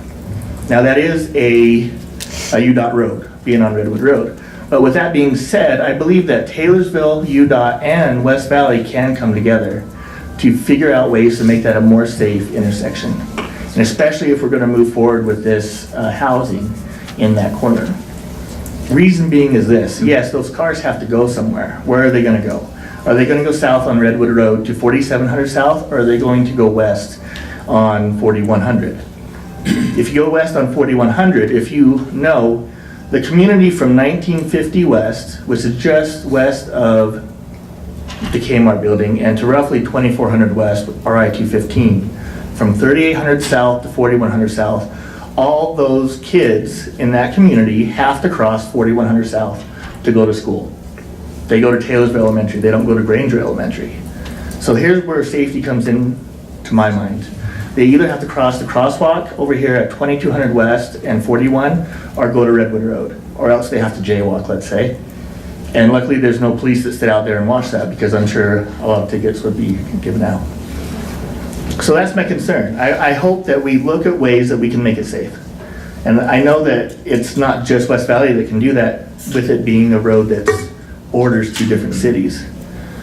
But we need to.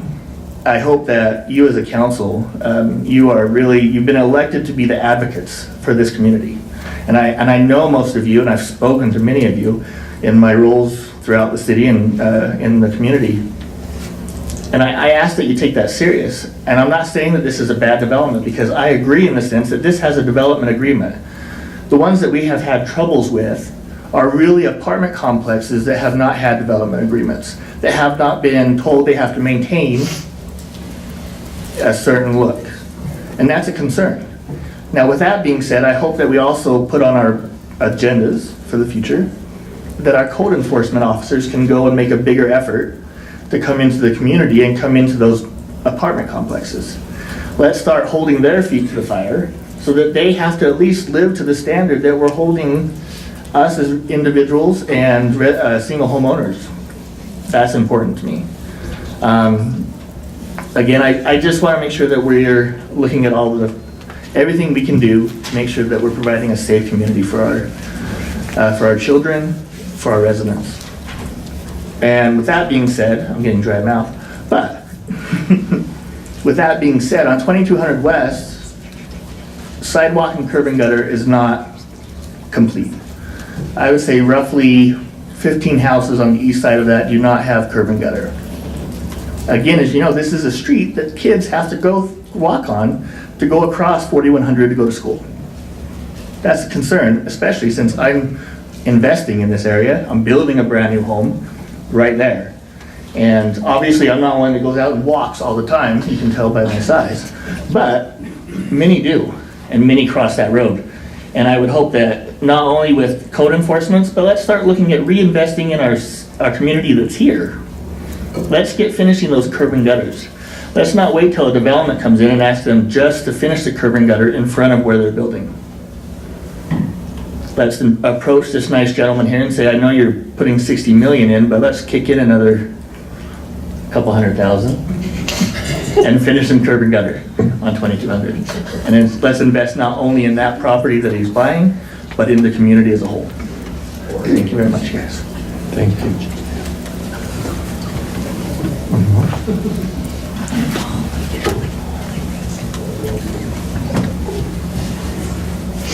Sorry, I'm kind of an emotional guy sometimes. My name is Brad Barr. I live on 3978 Red Hawk Road, which is just off 22nd. My biggest concern is my kids. Sorry, this is stupid, but it's really important to us as a community that our kids are taken care of. Right? We have a brand new school that's in my neighborhood, that's in my city, that my kids don't even go to because there's not enough room for them. So we have to go across a busy street.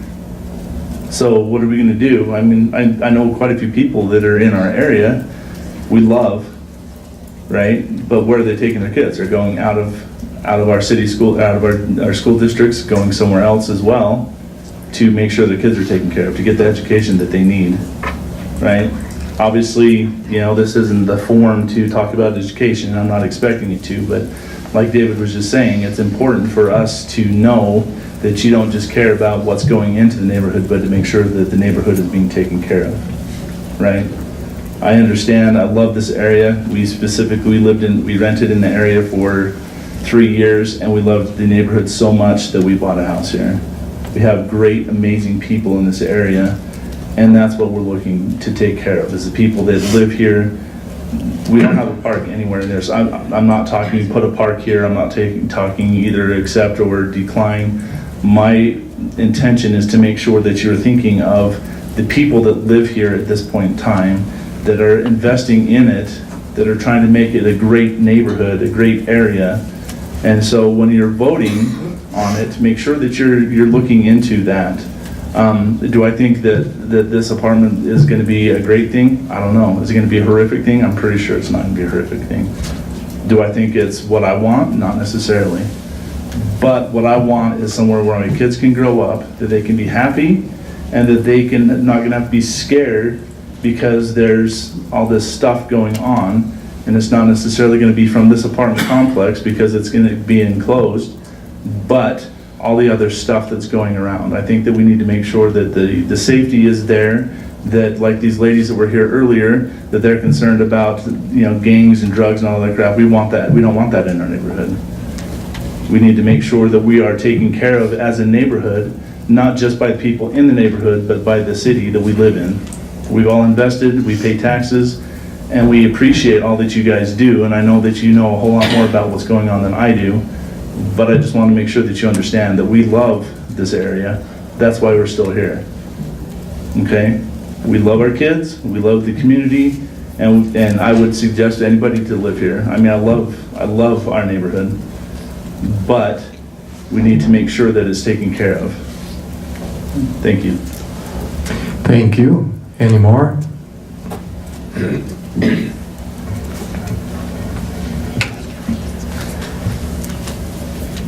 Then with that, I'll probably close the public comment portion, although I do want to call up a staff member and ask a few questions. If that's okay with the council. So should we close the public? We'll close the public portion of the commentary. We thank all of you who've come and shared your comments. But Mr. Isaac, I'd like to have someone come up from the staff who could answer some questions regarding this specific project. Very good. I think Mr. Pastrick is prepared. That's who we ought to have. And just to remind you to keep that microphone close. Mr. Pastrick is really soft-spoken. So I would like to ask you some specific questions on this project. And for your information, I spent some time with staff earlier today asking the questions and about the issues, many of the issues, not every single one, but the main issues that you brought up today, this evening. So first of all, let's talk about traffic. Given the current options before us, if we were to build, say, a commercial development there versus this residential development, high density, what is the difference between the traffic results that would be there? So from our analysis, a commercial development would be about 15% more traffic than what's proposed. And why is that? People coming to shop there? Right, so typically you would have in a shopping center, restaurants, banks, and retail. And we base those numbers on, there's an organization called the IT, or Institute of Transportation Engineers, where they look at different uses and establish what the typical rate of trips generated for different uses. And so that's what we based our numbers on. Okay. And the second question would be on safety. A lot of issues have been raised about safety, and I asked you some questions earlier about that. And would this development be a safe development? Would it be the same as other apartment complexes? And you gave me some information, and I'd ask you to share that about the rates, comparable rates, and how that would apply here with this particular project. Yes, thank you, sir. So we looked at two different single-family neighborhoods. One, the Sugar Plum neighborhood, which is out west, and one referred to as Meadow Breeze, and found that looking at 2016 calls for service, that on average we found the number of calls per unit range anywhere from about 1 to 1.4. And then when you look at the Fairborn Station apartments just west of City Hall, those calls are about 0.7 per unit.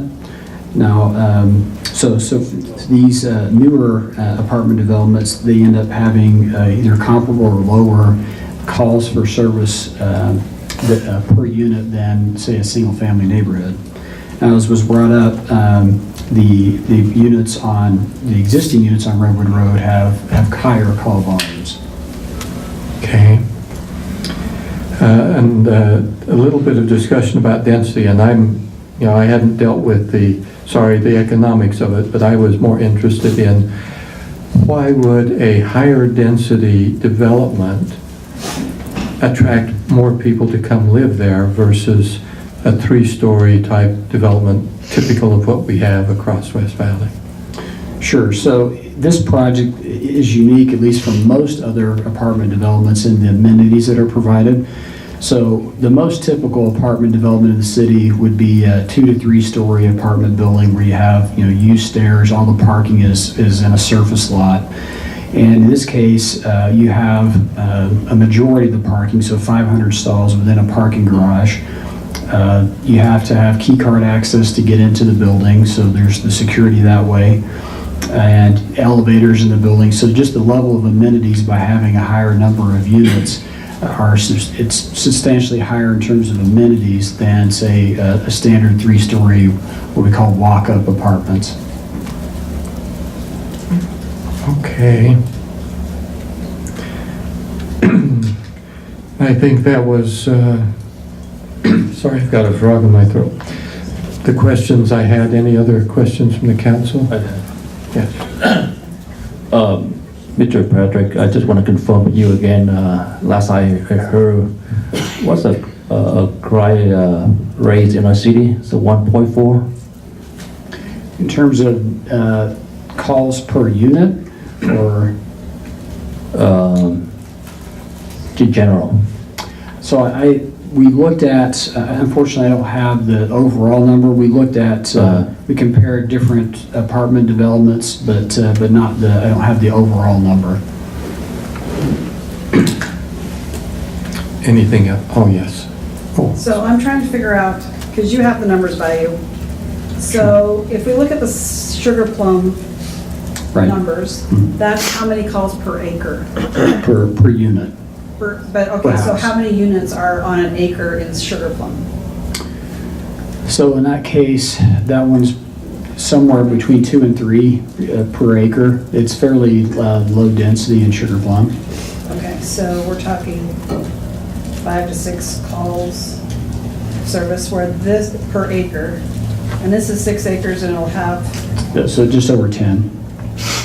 over 10 acres Right. for the residential portion. 150.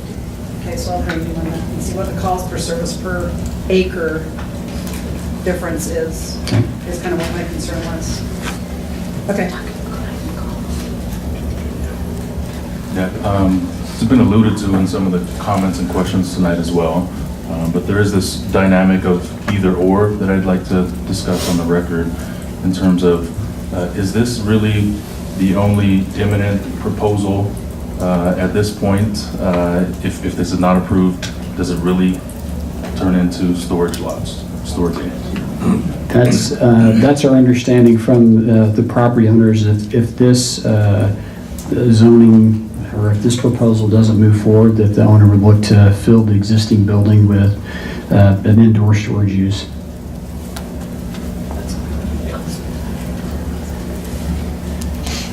Any other questions for?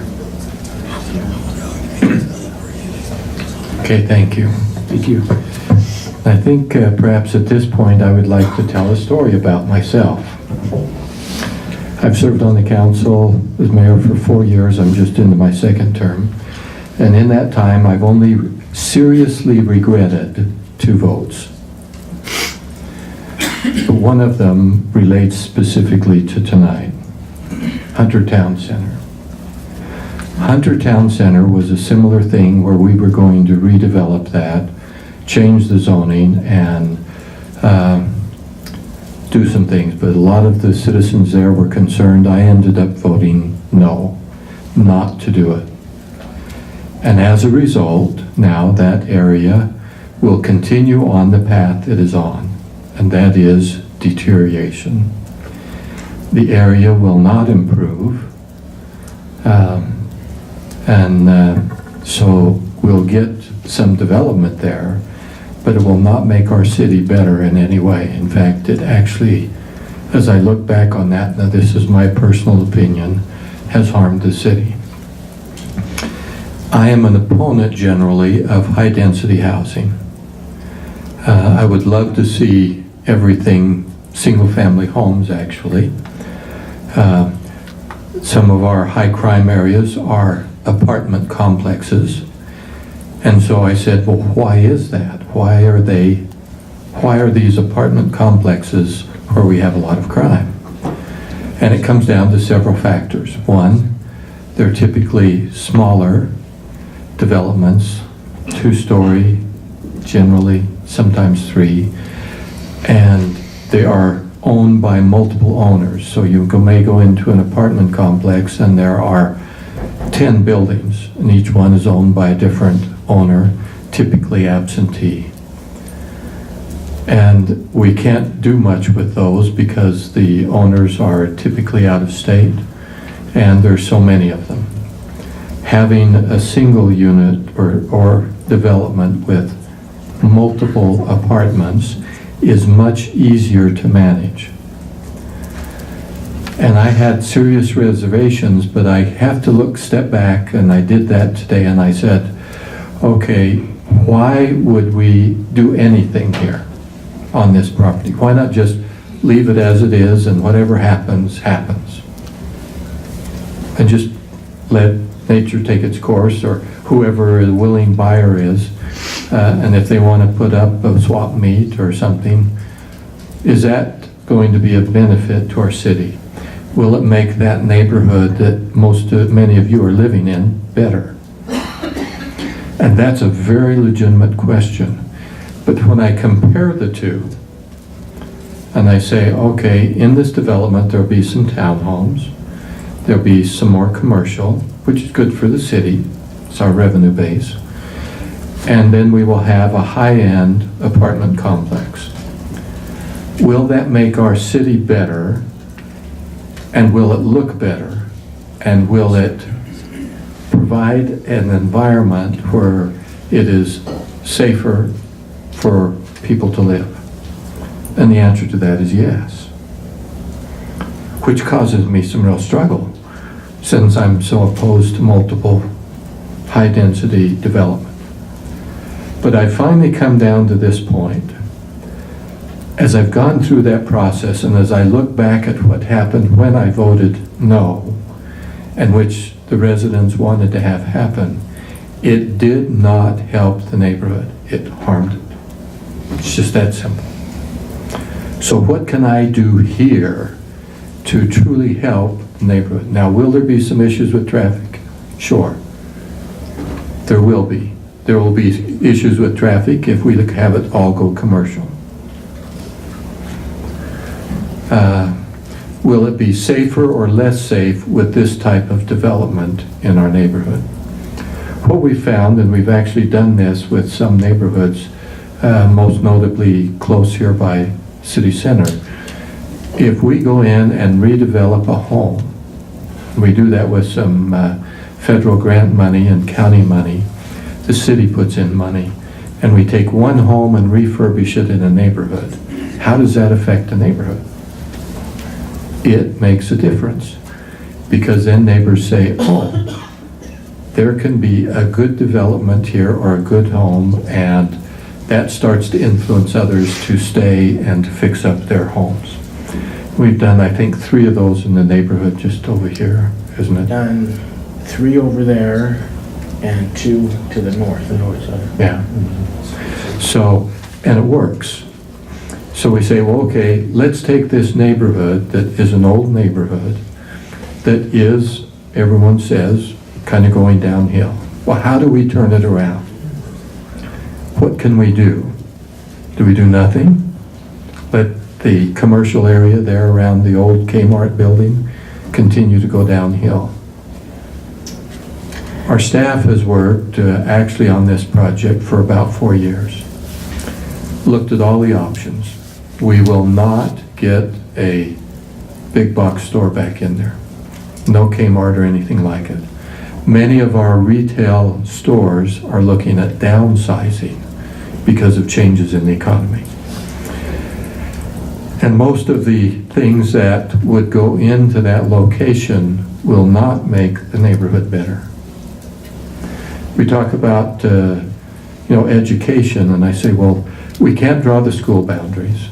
And by the way, yes, I do meet with the school superintendent, but not at these board meetings because they're held right now, exactly the same time as our council meeting. So I have to be here. But I do meet with board members, I do meet with staff members, and we talk educational issues. But will this add to the neighborhood to make it better?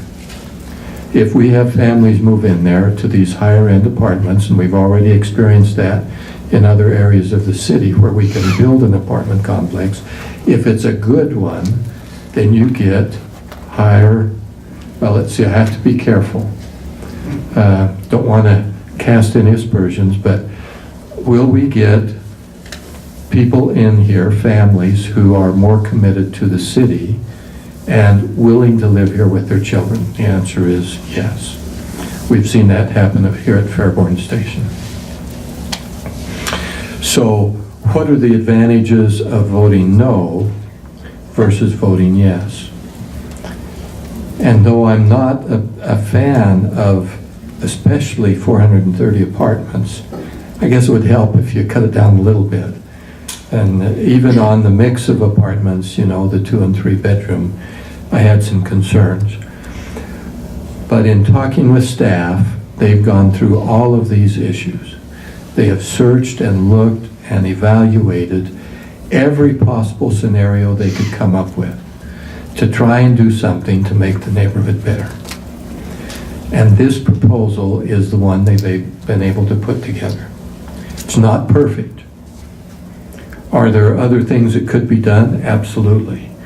But if we vote no, then things will stay as they are with what you have there, and whatever comes in there will not add value to your neighborhood. It just won't happen.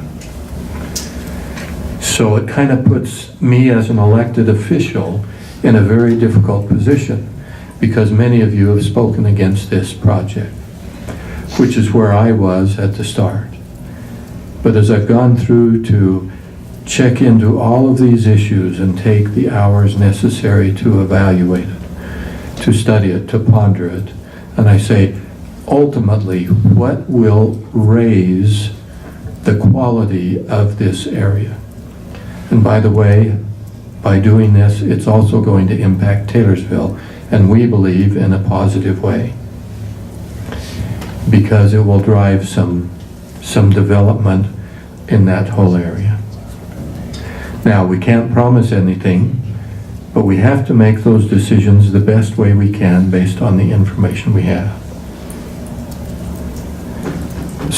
So you can kind of guess where I'm going with this. And although I've opposed it, I'm leaning very strongly towards it. However, not everyone on the council will agree with me, and that's okay. But I just try and find what can I do to make West Valley City better. So voting no right now will not make it better. It will make it worse, in my opinion. So that's where I'm at. And so now I'm going to shut up and let the other council members have a chance to say their piece. Councilman Bueller. Thank you, Mayor. It's sometimes difficult to just sit and listen. And the advantage that you have over me is while I talk, you may leave. But I hope that you'll listen to what I have to say, because this isn't the first time that we're thinking about that. Sometimes I get the impression that people think, oh, it's on the agenda, they're going to be presented tonight, and they're going to vote on it, and they don't know what they're talking about or thinking about, and that is just not true. The mayor mentioned the Hunter Town Center, which, coincidentally or not, was the other vacant Kmart on 56th West. Another big box is not coming. It's just not going to happen. I want to thank those that are here that spoke tonight, and even if you didn't speak tonight, you're not the only ones that have voiced opinions. We read the Planning Commission minutes. We received many emails, phone calls, and other people providing input. And we don't like to do things that make people mad at us. Somehow we didn't think that people would be angry with us for trying to do our work for the city. But we are here not because we're paid handsomely or because we don't like to eat dinner on Tuesday night or anything else. We're just here because we love the city and we all want to make it a better place, as do you. And I believe that even though we differ in opinions, sometimes we all have the same goal. And I would extend that to those that are here and those that may be watching on TV and those that have voiced their opinions, even those that are angry and tell us what a horrible place we live in. I believe that that's out of a sense of love and a sense of fear, that we're afraid that where we live and work and raise our children might be impacted negatively, and sometimes other people have negative impressions of our city because they don't know it, right? But we know it, and we're happy to be here and working hard to make it a better place. This is kind of a city that pulls itself up by the bootstraps. We don't have some of the advantages that other cities have.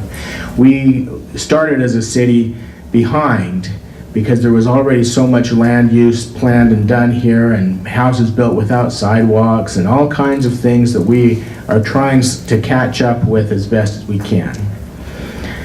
Our city is over 35 square miles, and there's a lot of variety in this city, a lot of variety in housing, and a lot of variety in businesses and commercial opportunities, employment opportunities, and I think that's good. I think it makes us a vibrant city. It's also a city with a lot of variety in ethnicity and national origin and background, and that's why I like being here, is because of the variety. Housing variety is an important part of that. We have worked hard over the last 3 years to increase our high-end housing because we've had too much low-end housing. And we've been fought every step of the way, but it is working and improving, and we are getting some really nice neighborhoods, and I think this is going to be a nice neighborhood. But I want to step back. I'm not going to address everything that's been mentioned, but I'm going to address a few things. Stepping back, we are not developers. We are not developing this property. We're not planning this property. We're not deciding what goes there. We have very limited authority over this property, just as we do over your property, your house, and what happens there. Yes, we have building codes that you have to comply with. You can't put an amusement park in your backyard or things like that, a petting zoo. But for the most part, you can do what you want to with your home as long as it complies with the law without coming and seeing us, right? We are here when changes are asked for. So this is not our land. There was a suggestion in an email and a phone call that, why don't we put a park here? We're missing a park in that area. Well, this isn't our land, and we can't tell somebody to put a park there. We can't tell somebody to put anything there. All we can do is make sure that they comply with the rules that govern that property according to the zoning. So it's zoned commercial, and commercial has a wide range of things that could be there. We have an economic development team that has gone out and tried to replace that Kmart with something that would be comparable, something that would be a good fit. A Smith's Marketplace. I love Smith's Marketplace. I have to flip a coin whether I'm driving to Salt Lake or West Jordan when I go to the Smith's Marketplace, but we can't get them here. Not now, not there. A lot of that commercial is wanting to move out to 56th West. They have their own studies, their own plans, their own ideas of where they ought to be, and it's not right here, right now. So a developer does come to us with a plan. Hey, I have an idea. We're going to put some apartments there. So what do? We say, not so fast. We have enough 3-level apartments in that city, in our city, especially in that locale. If you're going to build apartments here, you're going to build the best apartments in the city. They're going to be walled off from the residences to the west, and they're just going to be the best apartments that we can have. And that's our economic development. Now, people think, oh, well, you're paying the developer. No, we're not. You're receiving money from the developer. No, we're not. There will be a tax value assessed by the county, and we will receive a property tax. We would receive more money as a city if it was still the old Kmart and having those sales tax on top of the property tax, which is higher for commercial property than for our residences. But we have to review a plan that comes to us. Someone says, I'm going to build apartments. We say, well, we have to change the zoning to allow that, so you're going to build the best apartments that we have. And that's that. And if they're not going to build the best apartments that we have, they're not going to build apartments at all. And that's what we've given to our planning and our economic development to make sure that this is a good thing for our city. Now, this development agreement does run with the land. If this development agreement is imposed upon this property and this developer doesn't develop it, the next developer will have to. This is a commitment with that land.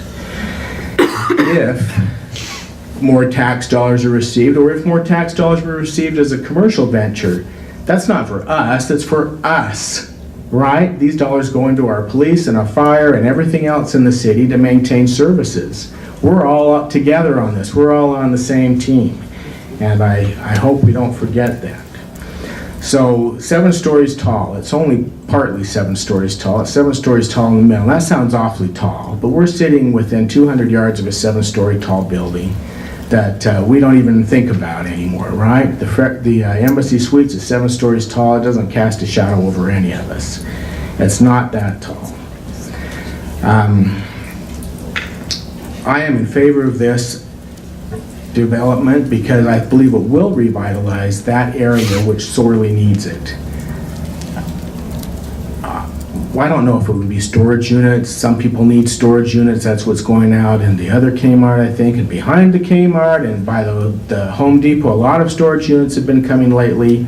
Not a lot of opportunities have been coming for high-class, first-class apartments for apartment living people who want to be there, and a lot of 3-bedroom and 2-bedroom units in this complex, secure parking, covered parking. This is going to be better than what we have. And this provides variety and opportunity for people to live here in our city, that if they want to live in this type of product, they would right now have to live somewhere else. And what I want to do is provide opportunity for everybody to live here. And good opportunity and good housing, and that's why I'm in favor of this.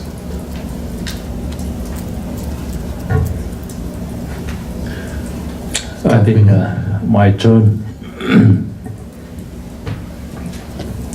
I publicly want to say thank you to Steve Patrick, Jeff Jackson, Mark Noel, and Jody Knapp, John Springmeyer, and their boss, Nico Cotto. They have been working very hard for this project to bring to our desk today, or public hearing tonight. And also I want to say thank you, all of you, to come in tonight and to share your concern with us. I also had a chance to sit down with the developer to have some questions for him a few weeks ago. Here, on November 2nd, 2012, and we have Sean Kelly's son, Daniel Wheeler, in Crossroad apartment parking lot. She was 21 years old, I believe. And then November 6, 2016,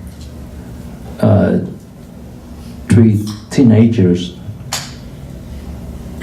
used a stolen car and ran over one of the finest police officer. His name is Cody Protestant. And you know where he died? Around the corner, 2200 West and 4100 South. On April 6, 2018,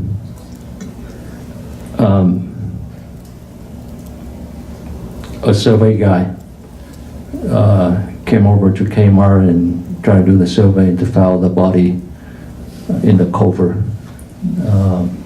east side of the Kmart. And on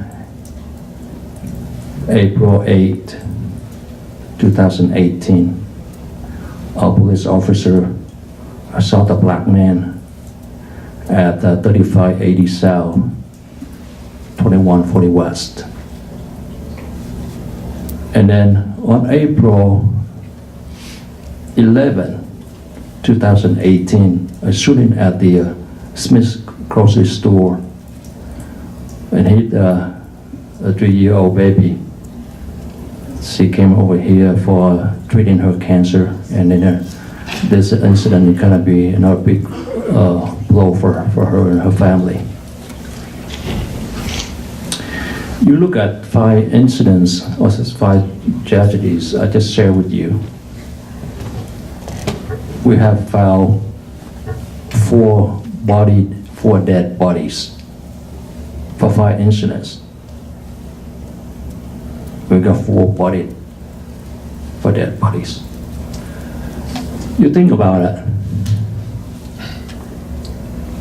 is that this area densities is actually attributing to these tragedies. You see the east side apartment, you see the east side Redwood Road, alongside the Redwood Road, actually alongside the Redwood Road, on the west side of the Redwood Road, there's a lot of apartment complex. 2200 West, Crossroads apartment complex, Lexington, another apartment complex there. And these people right here tonight, basically they're in the middle. They kind of sandwiched for both sides. And you think about it, that's a big alarm. And your concern is reasonable, fair, and your concerns are my concern as well. Because you trust me enough, you put me up here, and I speak for you or on your behalf. This high densities will cause a problem for the corner.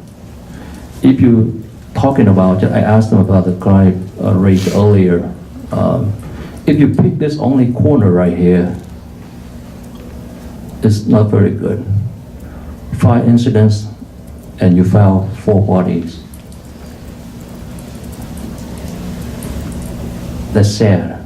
That's very sad. And now you're thinking about you're going to put a high densities at that corner. Basically, you're going to sweep these people, the residents right here, the east side, the west side, and the corner of the 4100 South Redwood Road. That they are, you guys, they're right in the middle.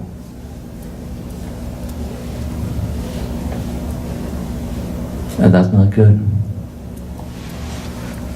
Not good at all. And I will vote, but I just reflect on my comment I just made.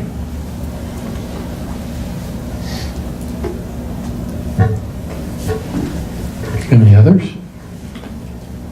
Councilman Lance? Parking is still, besides the density, parking is still one of my biggest issues. I think the development that wants to come in here is one of the finest developments we've had proposed in the city. I think if it was here by Fairborn, where we have the UTA, where we have tracks, where the transit is really good for a high-density building, I see it making more sense there. The location of Redwood Road and 41 to me does not make sense for this high of a density. Taking what Mayor said, I do agree that we need something really nice to lift up this area.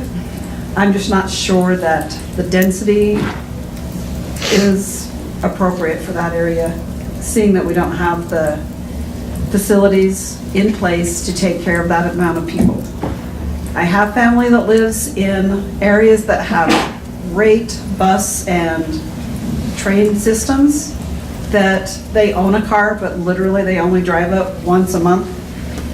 Utah is not where they live, and I just don't see these ratios of parking and the density working at that location.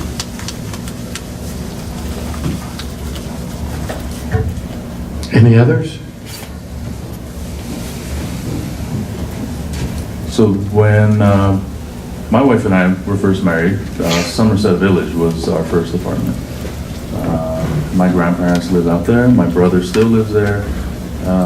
My cousin and his family live in this exact area where you all live. I used to go to church with some of the people in this room. So I'm not a stranger to the issues that you all have brought up.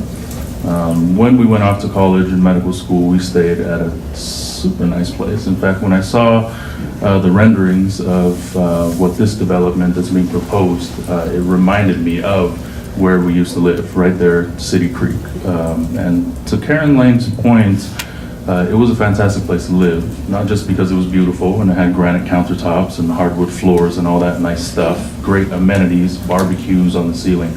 I get that, that's appealing, especially to my generation who like that hipster, urban yuppie, whatever you call it. But to Karen's point, it made sense for us to live there, and it was enjoyable to live there because the Harmons was right downstairs, and UTA ran right there. The bus that took me up to the U was right there. All of those infrastructural pieces definitely added to that, and I'm not sure that 41 South and Redwood completes the package that really make that, experience what it was.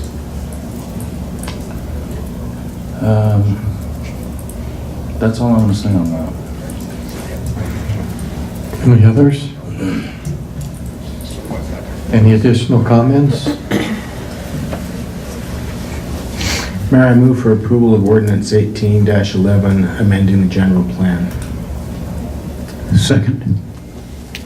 We have a motion and a second. The motion is properly before us. Any further discussion? Seeing no further discussion, we'll turn to our city recorder for the vote. Councilman Fatiz Manu. No. Councilwoman Lang. No. Councilman Bueller. Aye. Councilman Hune. No. Councilman Christensen. Yes. Councilman Nordfeld. Yes. Mayor Bigelow. Aye. Motion passes by majority. Move for approval of ordinance 18-12, amending the zoning. Second. Any further discussion? To our city recorder then for the vote.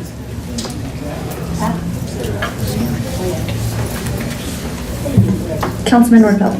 Yes. Councilman Christensen. Yes. Councilman Hune. No. Councilman Bueller. Aye. Councilwoman Lang. No. Councilman Fatiz Manu. And Mayor Bigelow. Aye. Motion passes by majority. Well, now that we've changed the zoning, we better get that development agreement into place. I move for passage of resolution 18-40, the development agreement. Second. Any further discussion? Seeing none, to our city recorder for the vote. Councilman Fatiz Manu. Yes. Councilwoman Lang. Yes. Councilman Bueller. Aye. Councilman Hune. Aye. Councilman Christensen. Yes. Councilman Nordfeld. Yes. And Mayor Bigelow. Aye. Motion passes unanimously. Thank you. We still have more on our agenda, but if you opt to leave, why, that's okay. That's pretty typical when we finish a major item. We're going to go on now to Resolution 18-41, which is to authorize the city to enter into a master tax exempt lease purchase agreement with U.S. Bancorp for the lease purchase of equipment. This is for the purchase of will be for funding the purchase of 2 ambulances and 3 replacement fire engines. And let me just, for a total of $2,305,591. And these will be replacing fire engines that are 15 to 18 years old, and this will apply to the introduction to the next 2 resolutions as well. And that'll give us some vehicles available for our new Station 76 when we open that. We have ambulances that have high volume on them, and these will replace those. This lease will be 7 years with a rate of 3.14%, and it will be from the existing budget. And U.S. Bancorp gave us the best deal on that, so that's the issue before us. We'll first deal with the master lease agreement, then we'll work with the 2 ambulances and the 3 fire engines separately. With that then, introduction to the council. Mayor, I move for approval of resolution 18-41. Second. Properly before us, any further discussion? Seeing none, to our city recorder for the vote. Councilman Nordfeld. Yes. Councilman Christensen. Yes. Councilman Hune. Yes. Councilman Bueller. Aye. Councilwoman Lang. Yes. Councilman Fatiz Manu. Aye. And Mayor Bigelow. Aye. Motion passes unanimously. Okay, next we have Resolution 18-42, $361,750 for the 2 ambulances for the purchase. Move for approval of resolution 18-42. Second. properly before us. Any further discussion? Seeing none, to our city recorder for the vote. Councilman Nordfeld? Yes. Councilman Christensen? Yes. Councilman Hune? Aye. Councilman Bueller? Aye. Councilwoman Ling? Yes. Councilman Fitzie Umanu? Aye. And Mayor Bigelow? Aye. Motion passes unanimously. Okay, thank you. Next, we have Resolution 18-43. This is the purchase of the 3 replacement fire engines from Rosenbauer America. And that's for a total of $1,693,587. With that then, to the council. Move for approval of Resolution 18-43. Second. Any further discussion? Seeing none, all in, well, no, to our city recorder for the vote. Councilman Fitzie Too anxious Umanu? to get aye. Councilwoman Ling? Yes. Councilman Bueller? Aye. Councilman Hune? Aye. Councilman Christensen? Yes. Councilman Nordfeld? Yes. And Mayor Bigelow? Aye. Motion passes unanimously. That completes our agenda. Any final words from the council? If not, the final motion. Motion to adjourn. All in favor, say aye. Aye. Those opposed, say no. Passes unanimously. Our city council meeting is adjourned.